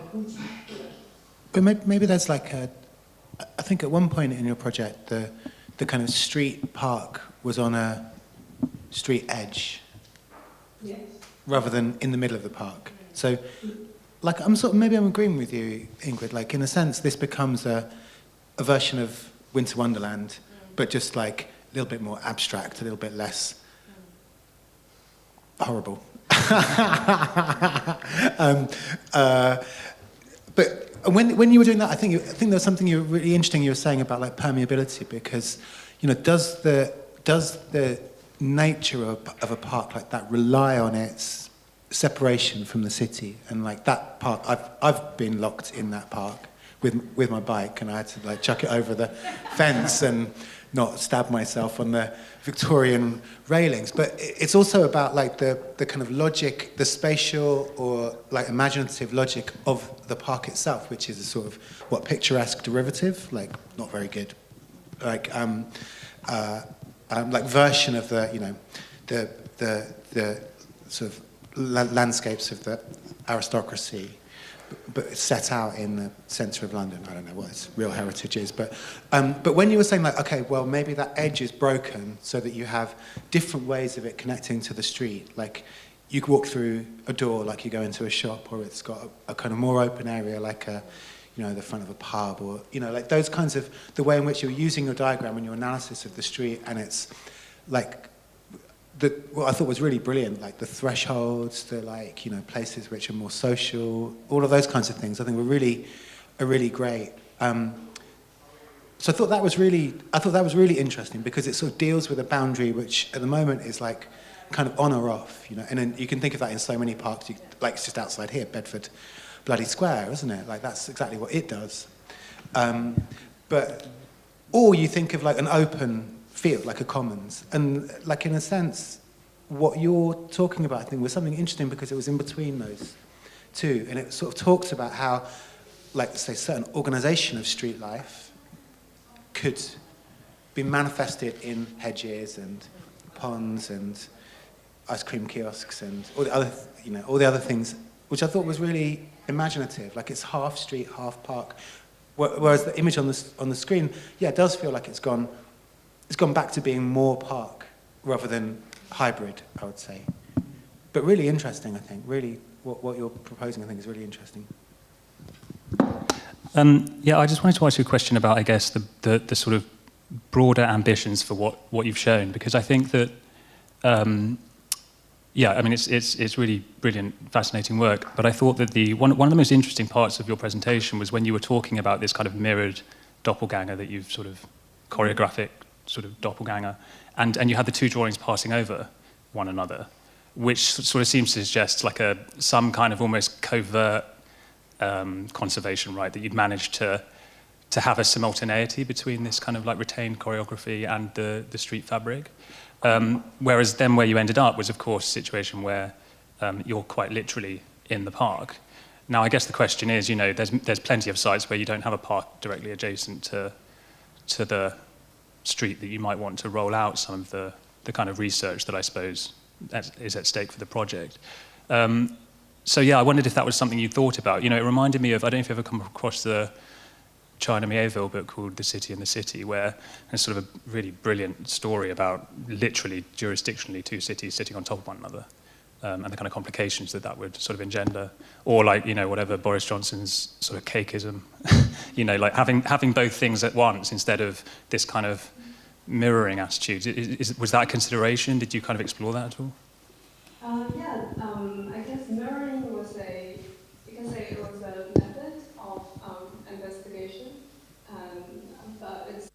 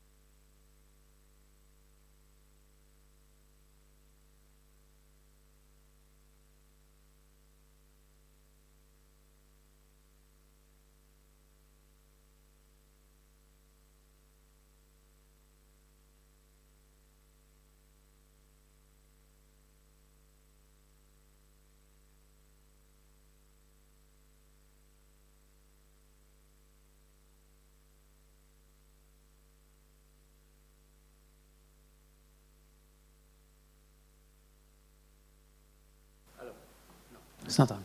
Ah, yes. I had a question, maybe two questions. One is, well, they are of course related. One is, how do you really see the difference or complementarity, if you want, between drawing and notation? Because it seems to me that the drawing has, of course, a history of being a very prescriptive tool. Like, you think, especially on an urban level, you put a line and then this line says, this is my property, or here you can do this, here you can do that, etc., etc. The notation seems to be potentially, or the combination of the two, seems to be potentially more open in a way, in the sense that maybe what is annotated could be not so prescriptive in a way, or could be vague somehow. And your project, to me, reminds a little bit of something like pleasure gardens, for example. So spaces that maybe, well, they had also problematic aspects, but we could also read them as a bit of anarchic places where you could, to a certain extent, subvert maybe, at least in potential, certain orders, for example, or construct maybe temporary different sets of relationship.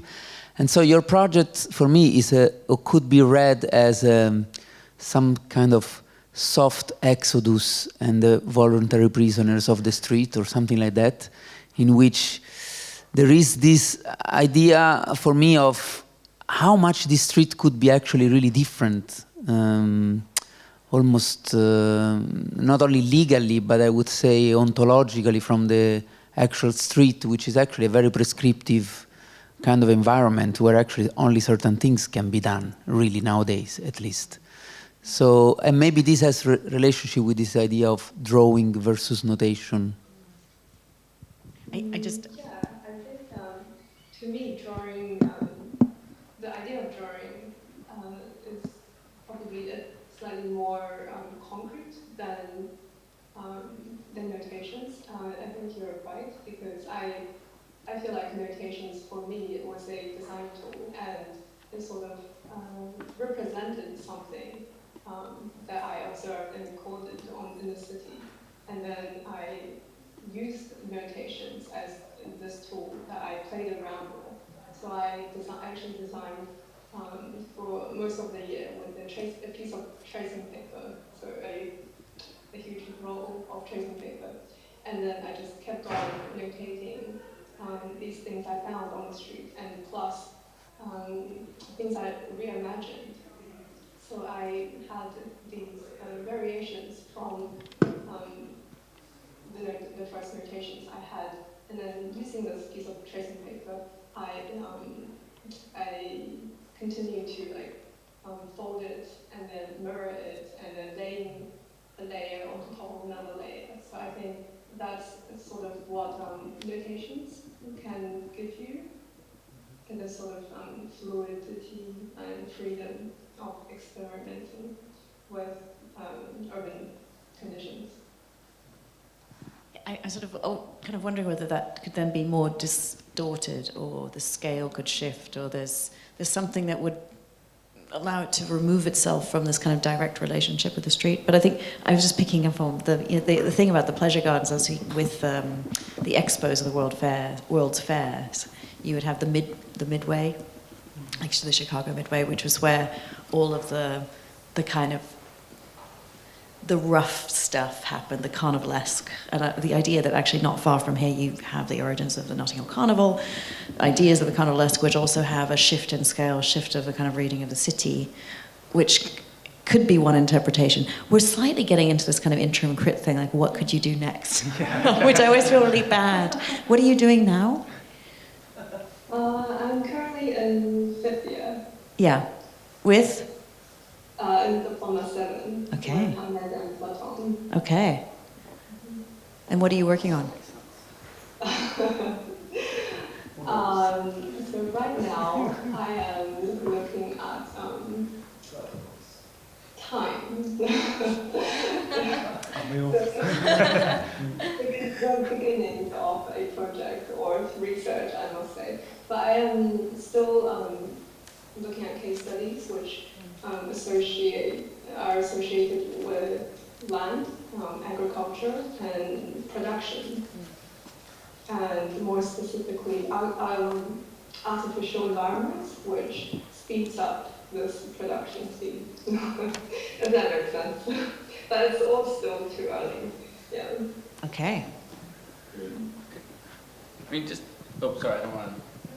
Just a quick thought, because is it Winter Wonderland, is it not? In a way, like the benign Winter Wonderlandiness of it is what is the Trojan horse that allows you to actually achieve adverse possession on bits of the park, right? There's this kind of apocryphal story of the homeless guy in Hampstead Heath who ended up living there for 7 years continuously and actually got possession of a bit of it. I don't know if this is true or not, but I've heard it.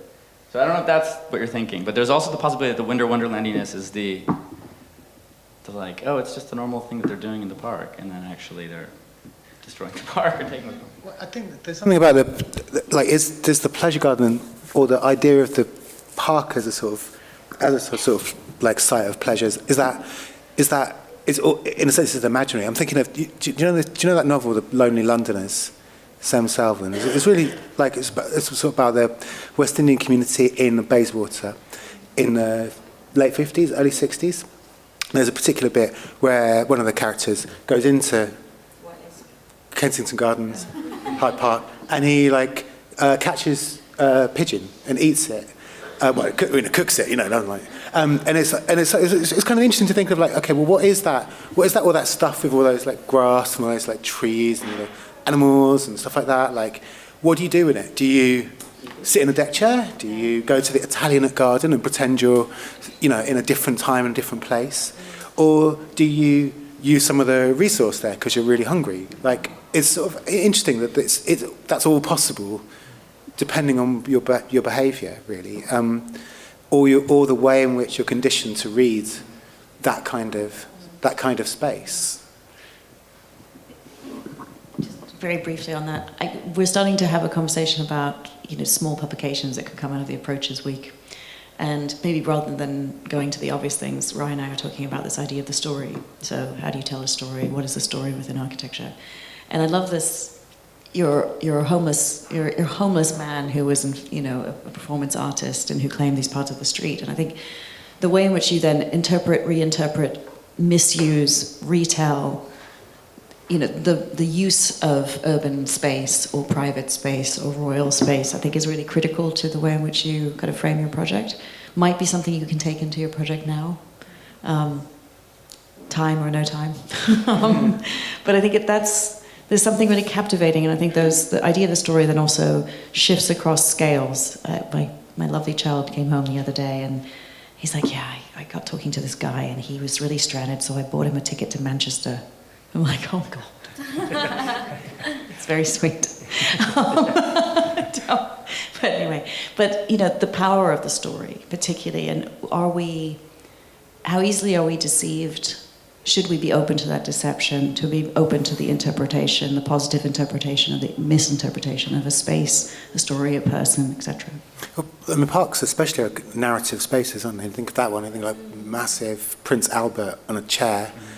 Think of, the Princess Diana fountain. You think of even the Serpentine as a sort of artificial construct. You think of like so much of that as a kind of, like space, grass, objects which are in the service of narrating the story, which is pretty much a kind of national. It's like a sort of a story about nation and myths, and so by engaging with that or interrupting that, then is there a possibility to reinvent that? Or is that actually not impossible? Because if you see you see what happens at the Serpentine Pavilion, does that ever produce anything different, or does it just produce another thing which is permitted because it's that type of space? So I think trying to understand like how, let's say, narrative is embedded in the built environment and how you might be able to rewrite that or add additions to it or undermine it or whatever is applicable, whatever project, whatever year, whatever stage you might be thinking about architecture. Yeah, I think that's very well put. Might be a good moment to move on. On that note, thank you, Yolanda. I'm sure we'll see you around if you're in the building.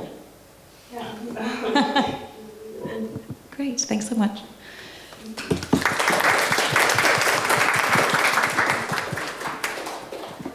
Julia.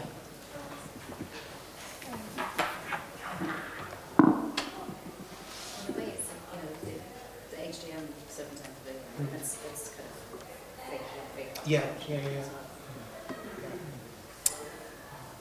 Society.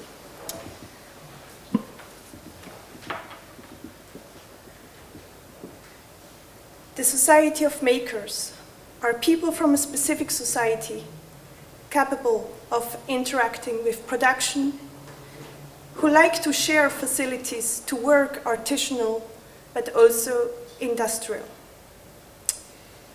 At the same time, they enjoy a working environment that has domestic characteristics.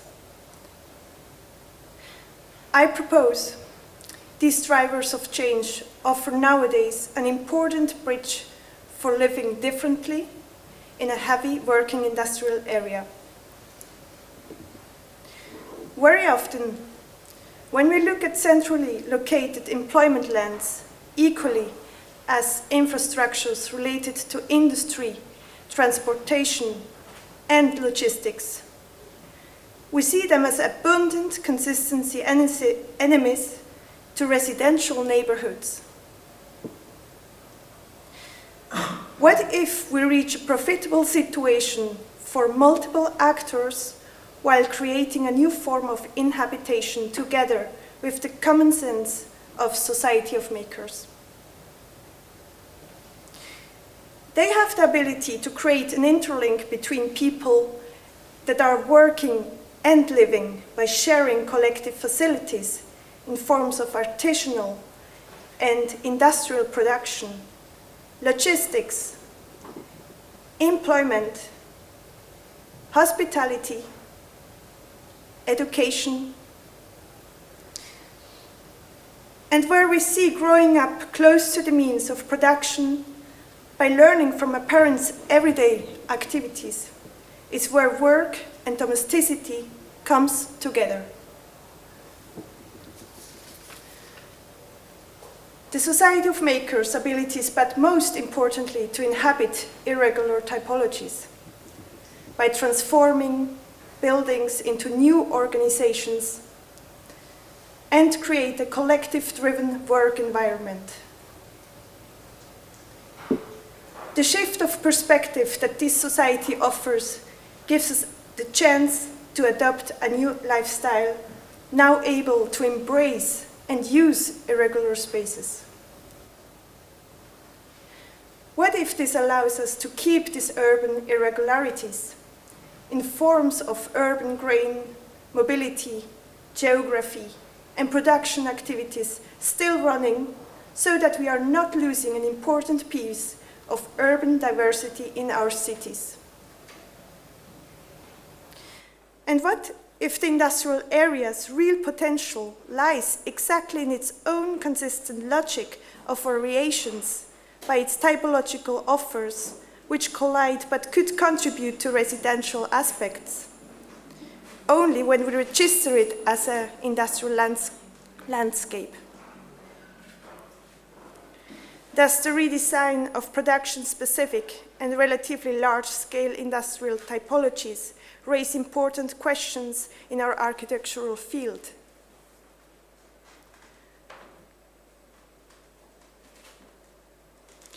Such as the interweaving of the ground floor demands from multiple actors who need the same tools or distribution mechanisms, or share the same interest in production processes by having direct access to the outside space, use of daylight, and dimensions.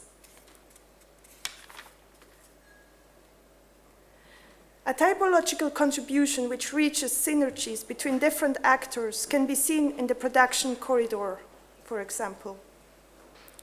A multi-layered space that allows inhabitants and workers to have a social benefit and equally access to a collaborative environment of workers. This new industrial environment would, like no other, integrate the life-full city aspect, bringing an increased benefit for all its users.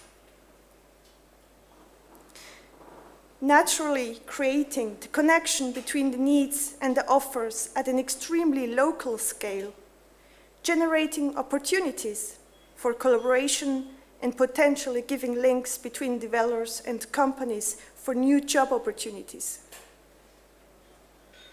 In this case, the multi-layered corridor is not only working as a social connection between several actors, it is also a gradation tool from heavy big industries to small production workshops and housing units. It creates new forms of workspaces and accommodates big companies next to smaller independent entrepreneurs. It aspires to a wider urban benefit to have large working spaces with immediate access to the city center. The accessibility of this industrial landscape now opens to a wider public interest within the neighborhood, where it is a question of mobility and the opportunity of a large linear dimension. By transforming an industrial access street into an interior corridor, we change the interaction with the adjacent neighborhood by its change of mobility. Like we see in transformations of big linear urban infrastructures, where a previous big spatial barrier becomes a meeting place for the neighborhood. But also in linear sequenced urban corridors, where visitors wander around between tailors, pottery makers, bike repair shops, graphic designers, filmmakers, and have a direct access to production and display at the same time. The dwellers there and from the neighborhood can now aim to live sustainably. Among the range of people, we could imagine one using its bike to get in 5 minutes directly to a tailor's workshop. While he gets his trousers repaired, he looks at the new inventions of a product designer. Meanwhile, somebody else needs help for his broken coffee machine and gets the needed replacement from a specialist. Large linear typologies do not only provide a profitable situation for commercial and production activities, but they also question new forms of access and disposition of series of housing units. With a multi-layered system, we might interweave residential aspects with work-related movements, sitting next or on top of each other and contributing for further intensification in an industrial area. While the area has still access for tracks to support the logistics needed by its industrial aspects, the other parallel corridor is allowing the area to be friendly for human scale and offering its benefits to the surrounding neighborhood. Well, to consider aesthetic matters in the design process for this landscape, we need to take in consideration of the new acceptance to unconventional dimensions, structures, materials, and the use of light and vegetation. Considering light and form, we might learn from industrial buildings the strong potential of roof designs and simple, robust materials. In this case, we see an emerging desirable aesthetic which goes parallel to an alternative design process, which is highly connected to the infrastructural beauty based on functional decisions primarily related to the tectonics and organization. So far, the interest of the Society of Makers has been driven by an adaptive attitude and short-term rentals, which is highly mirrored in the use of materials and forms. Nevertheless, when moving to something more sustainable, it is useful to bear in mind this short-term aspect. Instead of a flat roof and windows to the street, we rather consider light provision for everyday activities which are work-related, and desire light from the top, as an artist, photographer, workshop would desire to. Considering material and together with light circulation, we might not use homogeneous surfaces. We rather think of a contribution of even cheap materials, which are highly related to work-dependent uses in its use, its robustness, and maintenance. The dimensions and allocation of a window is situated to a selected view to the outside. The new dimensions and interior circulation might contribute to a combination of work and living in the same place. It brings an additional commitment of actors and an additional quality of collaboration in terms of working and living differently. The question of new aesthetics is not only limited to the building itself. We find a new form of nature and landscape which is less a traditional garden, but in forms of infrastructure itself taking over, or working as an interface between the building and the rough surroundings. By coming to the end, in order to reach this new vision, we need to change firstly our attitude towards employment land. To reach urban integration and desirable intensification, we will not succeed with this broken fabric if we apply in such conditions for further urban upgrading traditional operation tools, which are normally related to regular street networks and repetitive block systems. Equally, we should avoid tabula rasa, the only way we could activate a traditional tool on this plot. But this would miss the opportunities that this area can offer. By understanding this condition as an industrial landscape, we might benefit that we can activate it and work deeply on it as if it was a framework that is exactly able to integrate a range of different activities and actors within big-scaled and irregular typologies and make use of its surrounding surfaces. Likewise, we need to apply incremental strategies and gain a new value towards existing industrial typologies. As the flexibility of the ground and roof that can offer an opportunity for synergies between multiple actors, by applying new dimensions of living and of nature and landscape. By its position to the neighborhood as an event structure and appearing as a variation and opportunity in its dimension. but also in questions of smart logistics and mobility. Therefore, since the spreading of row houses is protected by historical housing policies and the city centre is protected by its historical value, the industrial areas continue to be developed as an autonomous policy of private ownership. The result is an independent process lacking urban integration and missing opportunities. Very often we see, as in new developments like Greenwich Peninsula Design District or the Old Vinyl Factory, strategies that are pursued by developers who take over former industrial areas without preserving the essential industrial uses. The result is a limited promise seized upon as a nostalgic dream, thereby unconsciously transformed into an unsatisfying theme park. The identity of such a place is lost, and with it, its crucial involvement in the neighborhood. Their failures or short-term successes emphasize why it is now important to call upon government's interest and also the attention of developers and stakeholders to be aware of the existence and future of industries in our cities together with housing. Therefore, we need to start with a new attitude towards the means of production and a new formulation of an alternative approach towards employment lands. Thank you.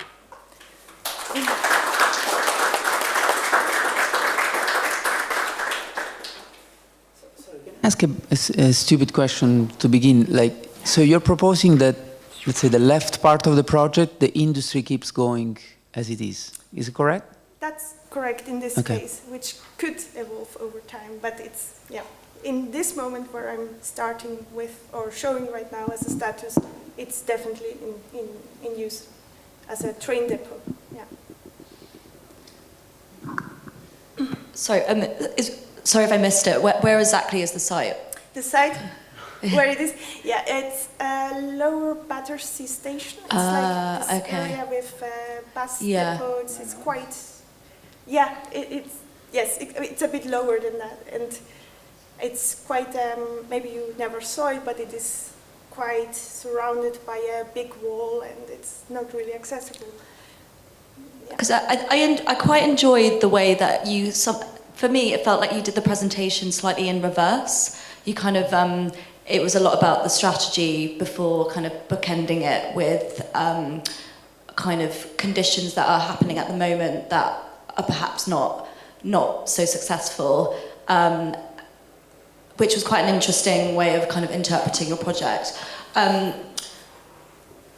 think it kind of raises a lot of questions about context because there are so many different kind of urban conditions in London, and maybe it would have been, I think, to have maybe a better understanding of exactly the site you were working with.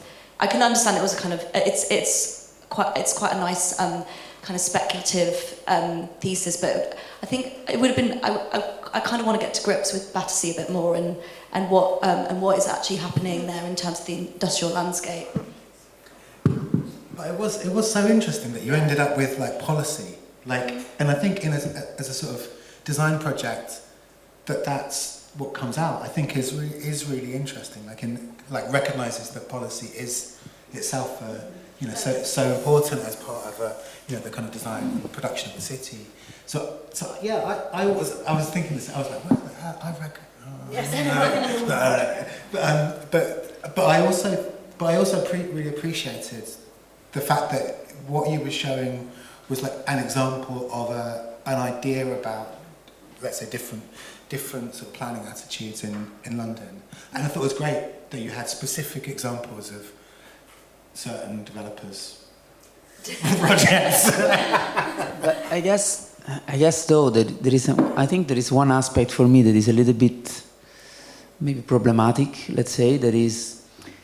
It's not that, I mean, the transformation of industrial grounds into something else, whether it's done good or bad, maybe that's a second thing, but it happens because there is a huge transformation in the economy, and those spaces somehow, for the good or for the bad, don't work anymore, somehow. Like, you don't have anymore the, coal deposit in Granary Square because I don't know, maybe that coal is not needed anymore. And so this, I think, to me seems that here, in this image, I would imagine that if the left part is a fully working industry, that's the engine of the entire thing. The rest is a little bit of an accessory thing in terms of economics, really, because the amount of economics that the artisan district can move, it's probably much more limited than if I'm building, I don't know what, or manufacturing something, etc. And on the second thing, there is possibly the aspect that this, if I was, let me put it like that, if I was a factory worker in something like that, I would feel the presence of these makers as kind of something, somehow, kind of, let's say, the wind of a change that is coming, and that probably is going to put me on the street. So I think that there are some more conflictual aspects, because the subjects you're addressing are also different, in a way. One thing is to be someone that works in an actual factory, like old school factory, and another thing is to be a maker, in a way. Not that they cannot have synergies, but this then needs a kind of, probably some more reflection about how these two things really work together, in a way. And not just, I think you were, I really like the fact that you were putting the project forward as a statement, in a way. The entire discourse is unfolded, the narrative is a statement, in a way. But at some point I think that it sounded a little bit like a mitigation of this problem of having a factory in the middle of the urban fabric, in a way. And I wonder, what is your position about, should England invest in, doubling the salary of workers so that you can have manufacturing, or should we, does this project implies that there is some kind of industrial return, in a way? I think it's, in general, I would say the contextless part of it. I think it has a lot to do with zooming out for a moment. And I mean, I was there many times in this context. I have rather education where we quite look deeply into context. I'm from Switzerland, and it's often there where it's the first thing you do. It's lacking a lot of other questions sometimes, but in a way, with this project, I thought it is something zoomed out where you can create maybe a kind of appel to something which is about those variations within the city, which is to look at things differently and not to take exactly a point which is so context dependent, but that you can apply an idea and a way of thinking into way bigger questions, and which is not only in London, it's in many places. And those are irregular things, irregular, bulky things. But what I want to avoid as a starting point was quite to like that. But there are quite big companies behind it. They are not the makers itself sometimes. Maybe they are sometimes as a kind of step further. But I think that's also a great thing that they inhabit those places. But when I was talking with, I don't know, even a mom with a kid, unfortunately without the father, but she was an artist looking for a space. She didn't have that much money, but she wanted to inhabit a place where she can afford it. Where was those places? They were exactly next to those bulky things, to those irregularities. And somehow the money was fine, and she could work there with her living and working in the same place. Something was appealing me in these questions of where are those places? And in a way, I just wanted to be a bit brave or bold in this thesis now, to say, let's do what we want with those places, but just let's think twice about what was there, what was its use, and how can we reuse those places. And it's not about kind of make those big steps, it's rather a process. And that's why I say it's right now in this image, it's a bit more poetic thought, that we see railways still going inside this building, But what if this one becomes something way more collaborative in real offices, whatever, but in ateliers or workshops, where we can start to re-inhabit this building in a different way, but not with a big family just having the money to buy those things, because they're expensive, and those places are yeah, we see in Battersea this yeah. There's another way. I see what you're saying. I also see something really profound in your project, and again, it's all like any great piece of work. Interpretation is a very important part of it, and it elicits that interpretation, which means it's valid. Very valid, right? It's generating interpretation. But in a world of work from home, you're proposing to domesticate the workplace. And those aren't necessarily symmetrical, right? So working from home is erosion of our private lives, of our non-work time, through technology, the means of bureaucratic capitalism, etc. And I guess what you're saying is that if you domesticate the workplace, the inverse could happen in a way, right? That the work is on the terms of those living there, rather than living is on the terms of the working you're expected to do. And what's at play there is a challenge of the fundamental modernist project of sectorizing the city, right? Which is prior to the modern city, things were more embedded. The economy was more embedded, and then suddenly we end up in a place where housing goes here, and industry goes here, and commercial goes here, and you end up with like American-style zoning. And one of the reasons why cities like Tokyo are so much more interesting in terms of variation than cities like Los Angeles maybe, I mean, it's kind of a stupid thing to say, but it's because you have a nested form of zoning, where if you want to put a house in an industrial area, you can, but if you want to put a factory in a residential area, you can't. So that ends up with a kind of complexity and variety that ends up somehow embedding the economy into everyday life, right? Which is what we intuitively feel as a rich urban environment. Now, the execution of that as a kind of master plan, to me, sort of doesn't quite achieve the potential of this very profound thing that you're doing, right? In a way, I really appreciate the effort. It's not easy to do, but it is something that echoes still what's happening in Nine Elms and what's happening in the Design District in a way. And what I love to see in your project is a re-embedding of the economy in social and cultural life, rather than a divorcing, right? And it is precisely the idea of like a housing sector which allows for these towers that then become safety deposit boxes, right? And not places where people actually live. So I see a very rich urban environment that you're trying to create, and then I see that kind of slipping away as you try to articulate it, because it would happen by accident, really, once you've allowed people to kind of domesticate the workplace. You see what I mean? That's how I love to see your project, and it's certainly in there, right? But I think in that case it happens in narrative. I think the problem for me is that your drawings are very beautiful, and they're very evocative, and they're very definitive, and they suggest an architecture that's highly decisive. And actually the project is very much about the growth and the happenstance that occurs out of a set of rules that you've established. And then there's always this problem of the context and the lack of context. I think also because you've described the context so carefully, one is aching to understand the implications of that context. So then I'm kind of stuck in between understanding whether it has a sort of economic driver. So I've done a lot of work on makers' movements and circular economies, and we had a whole grant project related to it.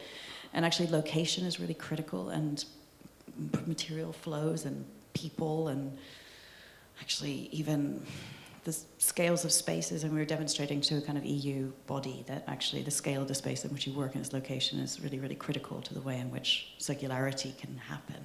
So maybe I'm biased, and then I think actually the context is super important, combined with this kind of economic reality. And I suppose because it's such making happens at such a range of scales and is interpreted in so many different ways, it becomes difficult to build an architecture around it. So I'm going around in circles, but basically saying there's an architectural clarity to an idea that's highly hypothetical and decontextualized, and sort of caught between the two, which is no bad thing, but it's a difficult position to be in. Yeah, I think that's interesting, because you think of what are the problems you're thinking through? Like some of it's contextual, some of it's urban, some of it's about the relationship of the domestic to productive spaces. But I mean, there are interesting histories. Like in a sense, like until the Industrial Revolution, there was no factory, but there was also no home. Like it was a completely different relationship conception of the relationship of like living space, working space. So one might argue, given the lack of investment in manufacturing in the UK, in the West in general, but like what are the potentials for sort of the post-industrial, which are not the examples which you showed us of like what does happen. So I guess in that sense, it's Ingrid. What I think what's really interesting is that how can design or like drawing and proposition work as a sort of way of thinking through, let's say, an economic problem or even like a philosophical problem? Because I mean, I think as architects that we have a kind of a really special ability and a massive problem in that we use design. Like we don't have to work like critical urbanists. We don't have to write statements. We sort of work in a different way, and the logic of images, the logic of drawings, the sort of rhetoric of those kinds of things is like incredibly powerful as a form of intellectual thinking, not as like visual pleasure, or I mean it can be those things as well. So that's what I really enjoy, that aspect of the project. But yeah, of course, like, you know, then you're thinking like, well, what more could you do? There's always more, you know. But that's like a life's work, not. It's also like, what's stopping this architecture not being the design district? You know, the architecture itself isn't stopping that. It could well be that. So what's the difference? So that difference is in the explanation that you give. Absolutely fair enough. Now, I think just coming back to your point, and maybe coming back to some of these guys, I think to a certain extent we accept this in film, that we can touch upon any number of scenarios or paint a very fragmented impression of an environment or a city or a relationship or an era without really any problem at all. No one asks you to fill in the gaps or for that to hang together, and a lot of really good filmmakers make sure that it doesn't hang together at all, and that's the whole point. And somehow in architecture it all has to do it all and be believable and solve a lot of problems and yet have a tremendous kind of theoretical impetus, historical knowledge, economic integrity, social value. So we're asking a lot, and I think particularly within the context of a postgraduate program, which has a deep kind of research agenda, where you do a lot of research and then you're expected to produce an architecture in response to this, you're in almost an impossible situation. You are causal in your thinking, which any kind of good social scientist would sort of slap you about the face for. So, but just you made me think of something really. Oh, sorry, I didn't want to interrupt. You made me think of something, because what you're doing is you're desectorializing the city, right? And what is housing, what is working, and you're rethinking of what that means, not in a like, I guess, regressive way of working from home, but in a very, very provocative and imaginative way. But what you're still sectorializing is the people, right? It's makers. But where this becomes really powerful is if you start to create a plurality of makers. So if you imagine the kind of so-called informal city, which is effectively what we're describing, in terms of the mingling of domestic and work, what we're describing, so to speak, you would have very distinct quarters of makers. And if we're imagining the medieval city, as described by Kropotkin, for example, you have a guild culture that starts to speak to the kind of segmentation that then gives really the variety and really the exciting potential of what you're describing, in a way. So perhaps it's in saying makers, and then you paused that and you went on really far in really, really interesting ways. But if that bit was then complicated, then other things would happen too. I might take this opportunity because I think it's a really good project to begin to talk more generally and sort of develop some concluding remarks. And I'll hand over to this. We've been very vocal on this side of the table. I'll hand over to the other side. On this, or really, I think there's some themes that have run throughout the day, which is the struggle that we wrestle with of how to ask quite precise questions, understand what it is that we don't answer, and to find value in both baseless speculation. Say that again? Oh, I can't remember what I just said. No, ask the right questions and be clear about the ones that you can't answer. Well, you should also probably ask them questions you can't answer, because why should you answer the questions that you pose? No, I'll start talking about sort of known unknowns and known knowns. But so I think I think what's been great about today is that that question has been consistent from first year through to the postgraduate program, which is a very healthy place to be. But over to you guys.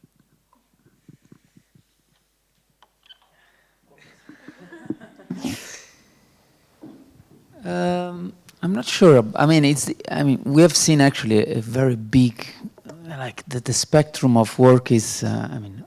I would say almost obviously, because we are at the AA, impressive. You know, from theater, actual theater shows happening to the entire, you know, productive system of UK or something. So it's really perhaps difficult to find kind of common denominator, let's say. Maybe a question that, it's more of a question than really something in common, or maybe let's say it's a critique, if you want, which is about, I think, I mean, somehow, rightly so, students really seems to want to create these new worlds, in a sense. There is really this strong transformative attitude, in a way, in different sectors, different scales, perhaps, different things.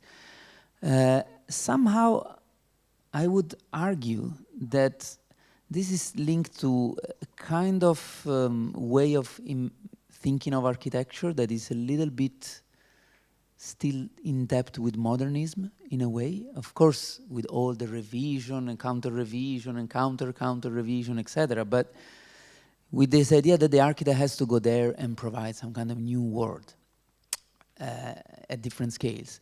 And I think maybe one aspect that could be actually quite powerful is to look more closely at what is already there, because it's happening, in a way. And then use architecture to amplify, represent, construct new platforms, etc., which, of course, is what architecture has to do. Also project, I mean, I totally believe in the projective aspect of architecture, but somehow I think that this link, I think we shouldn't be afraid at this link with existing.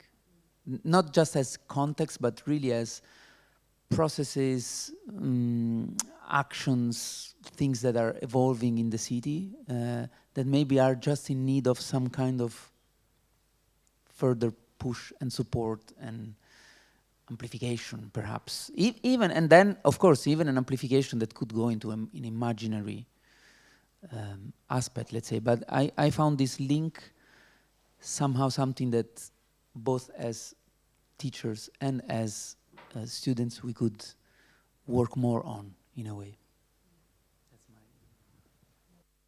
I think that can be also a question of scale.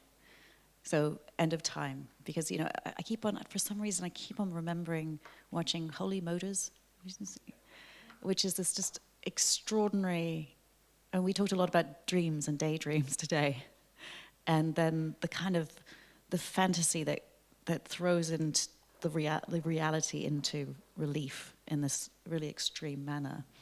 I think as architects we can do really well, and that's neither utopian nor dystopian. It's throwing a mirror, but that mirror can be at a particular distance or at a particular level of distortion, which I find very exciting. And then there's the question of what aspects of the real are we confronting, or the existing are we confronting.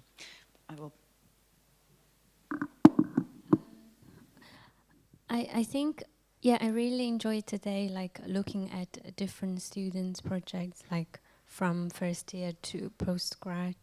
And I think what you said was really interesting, like about like you feel like they are often trying to propose a new world.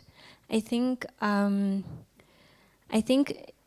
like from an artist perspective, I think a lot of artists also struggle with this, like the idea of creating something new. I think that maybe that's, I guess, like why they feel like they have to propose a new world, I think. And I also really enjoyed your presentation. I like that your voice was very loud and clear. I think that's very good. A lot of people, I think, forget about that when they present. And especially for like people who are not, native speakers. It's like very good. And I like the idea, I think like your idea, like trying to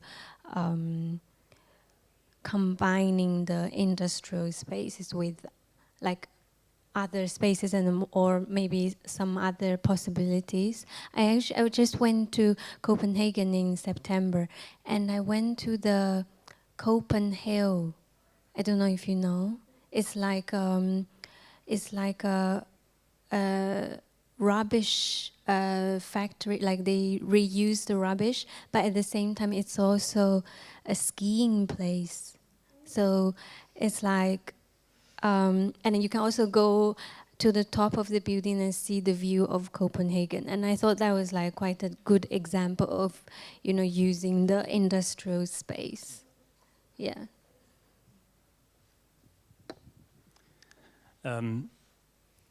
Yeah, I think it's undeniable. It's been such a kind of, there's just such an interesting breadth, I suppose, to the work that we've seen.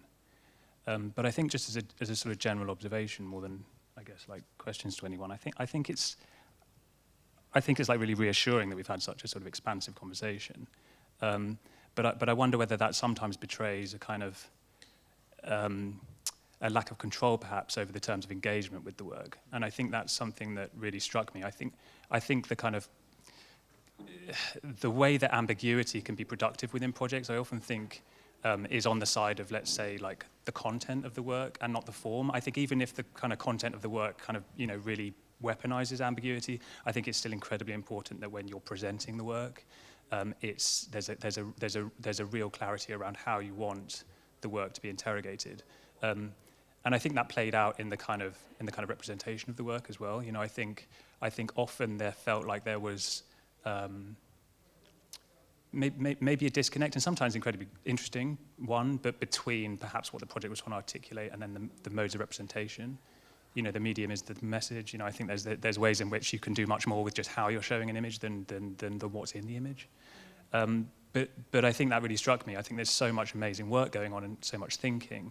But yeah, I guess the precision around what media to use, perhaps, and the justification for that, I think is perhaps something for everyone to think about. Yeah, I agree. I work as a journalist. I'm an editor. I'm looking for headlines. I'm looking for kind of condensing stories into the shortest amount of words as possible. So I think that kind of building on that, I think there's maybe. I think everything we saw today was absolutely amazing. I could not produce any of that, like some of that filmmaking, like beyond me. But I think there's something to be said though about actually kind of being able to edit your work and being selective in what you choose to include as well. Although, the presentations were amazing, all the work was amazing. I would find it hard to edit it, but there is a kind of strength in being.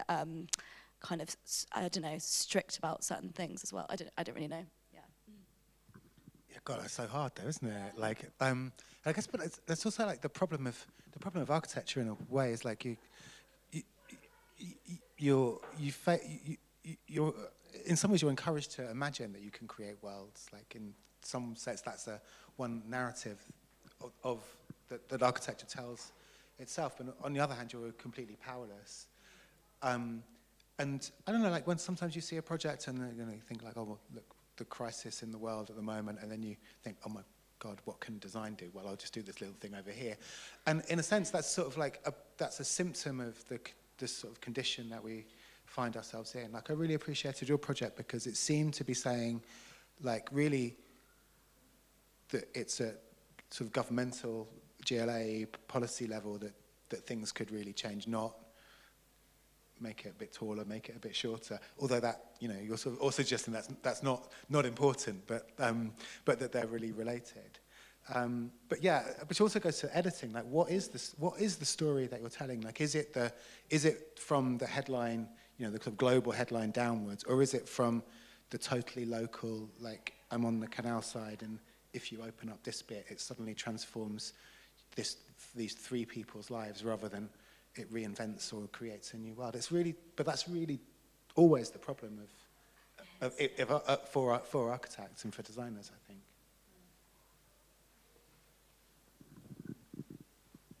Not much to say other than people have really agree with everything.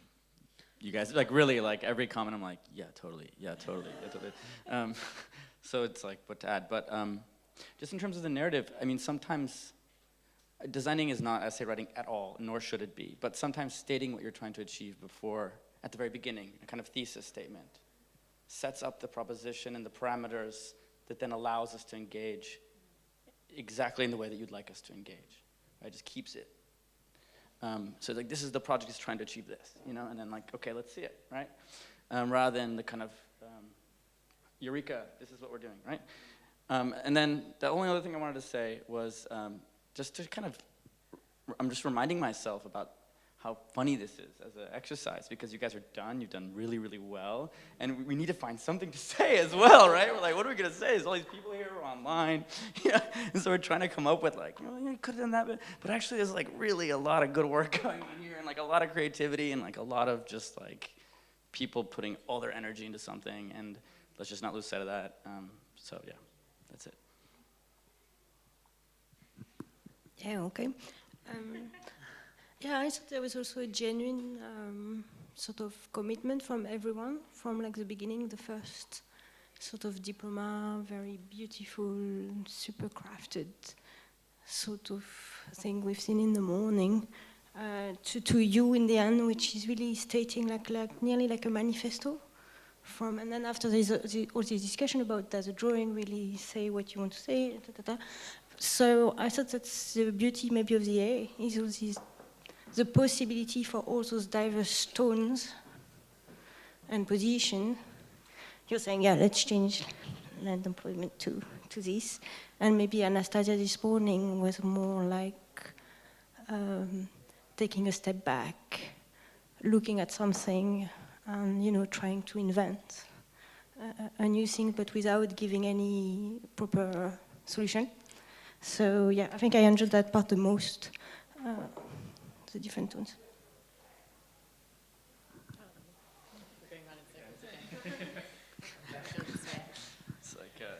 Yes, exactly. We can just keep going on forever. I think before we do that, there's some drinks waiting for you over there. It was a fantastic day. I mean, I think that there's. I'm excited to see the work. It's the first time I really get to see work. I can't wait to do more. And you know, also to really think about how personal all this stuff is. I mean, not only, particularly within the UK setting, design work is very personal. In the Swiss context, often you work in pairs, and it's somehow you're at a slightly more removed, you have a more removed relationship to the work, which I think there's benefits to both. But also, you know, you're all students who have, you know, been through COVID years, isolation, and to come to the table and to be able to share a set of ideas that you haven't been able to share before. I really hope this is the start of something, and that we keep doing this, because it's important to understand the things that you don't want to do. You don't want to make a film, or you might not want to do that kind of drawing, and you can start to build your methodology, your position. And so that's, as important as the spectrum is, it's a way of consolidating your own. But I think the comments today have been fantastic. So thank you to our visitors and our new tutors. It's so good to get to know you through this forum. And I look forward to seeing more of the work. So thank you everyone for today.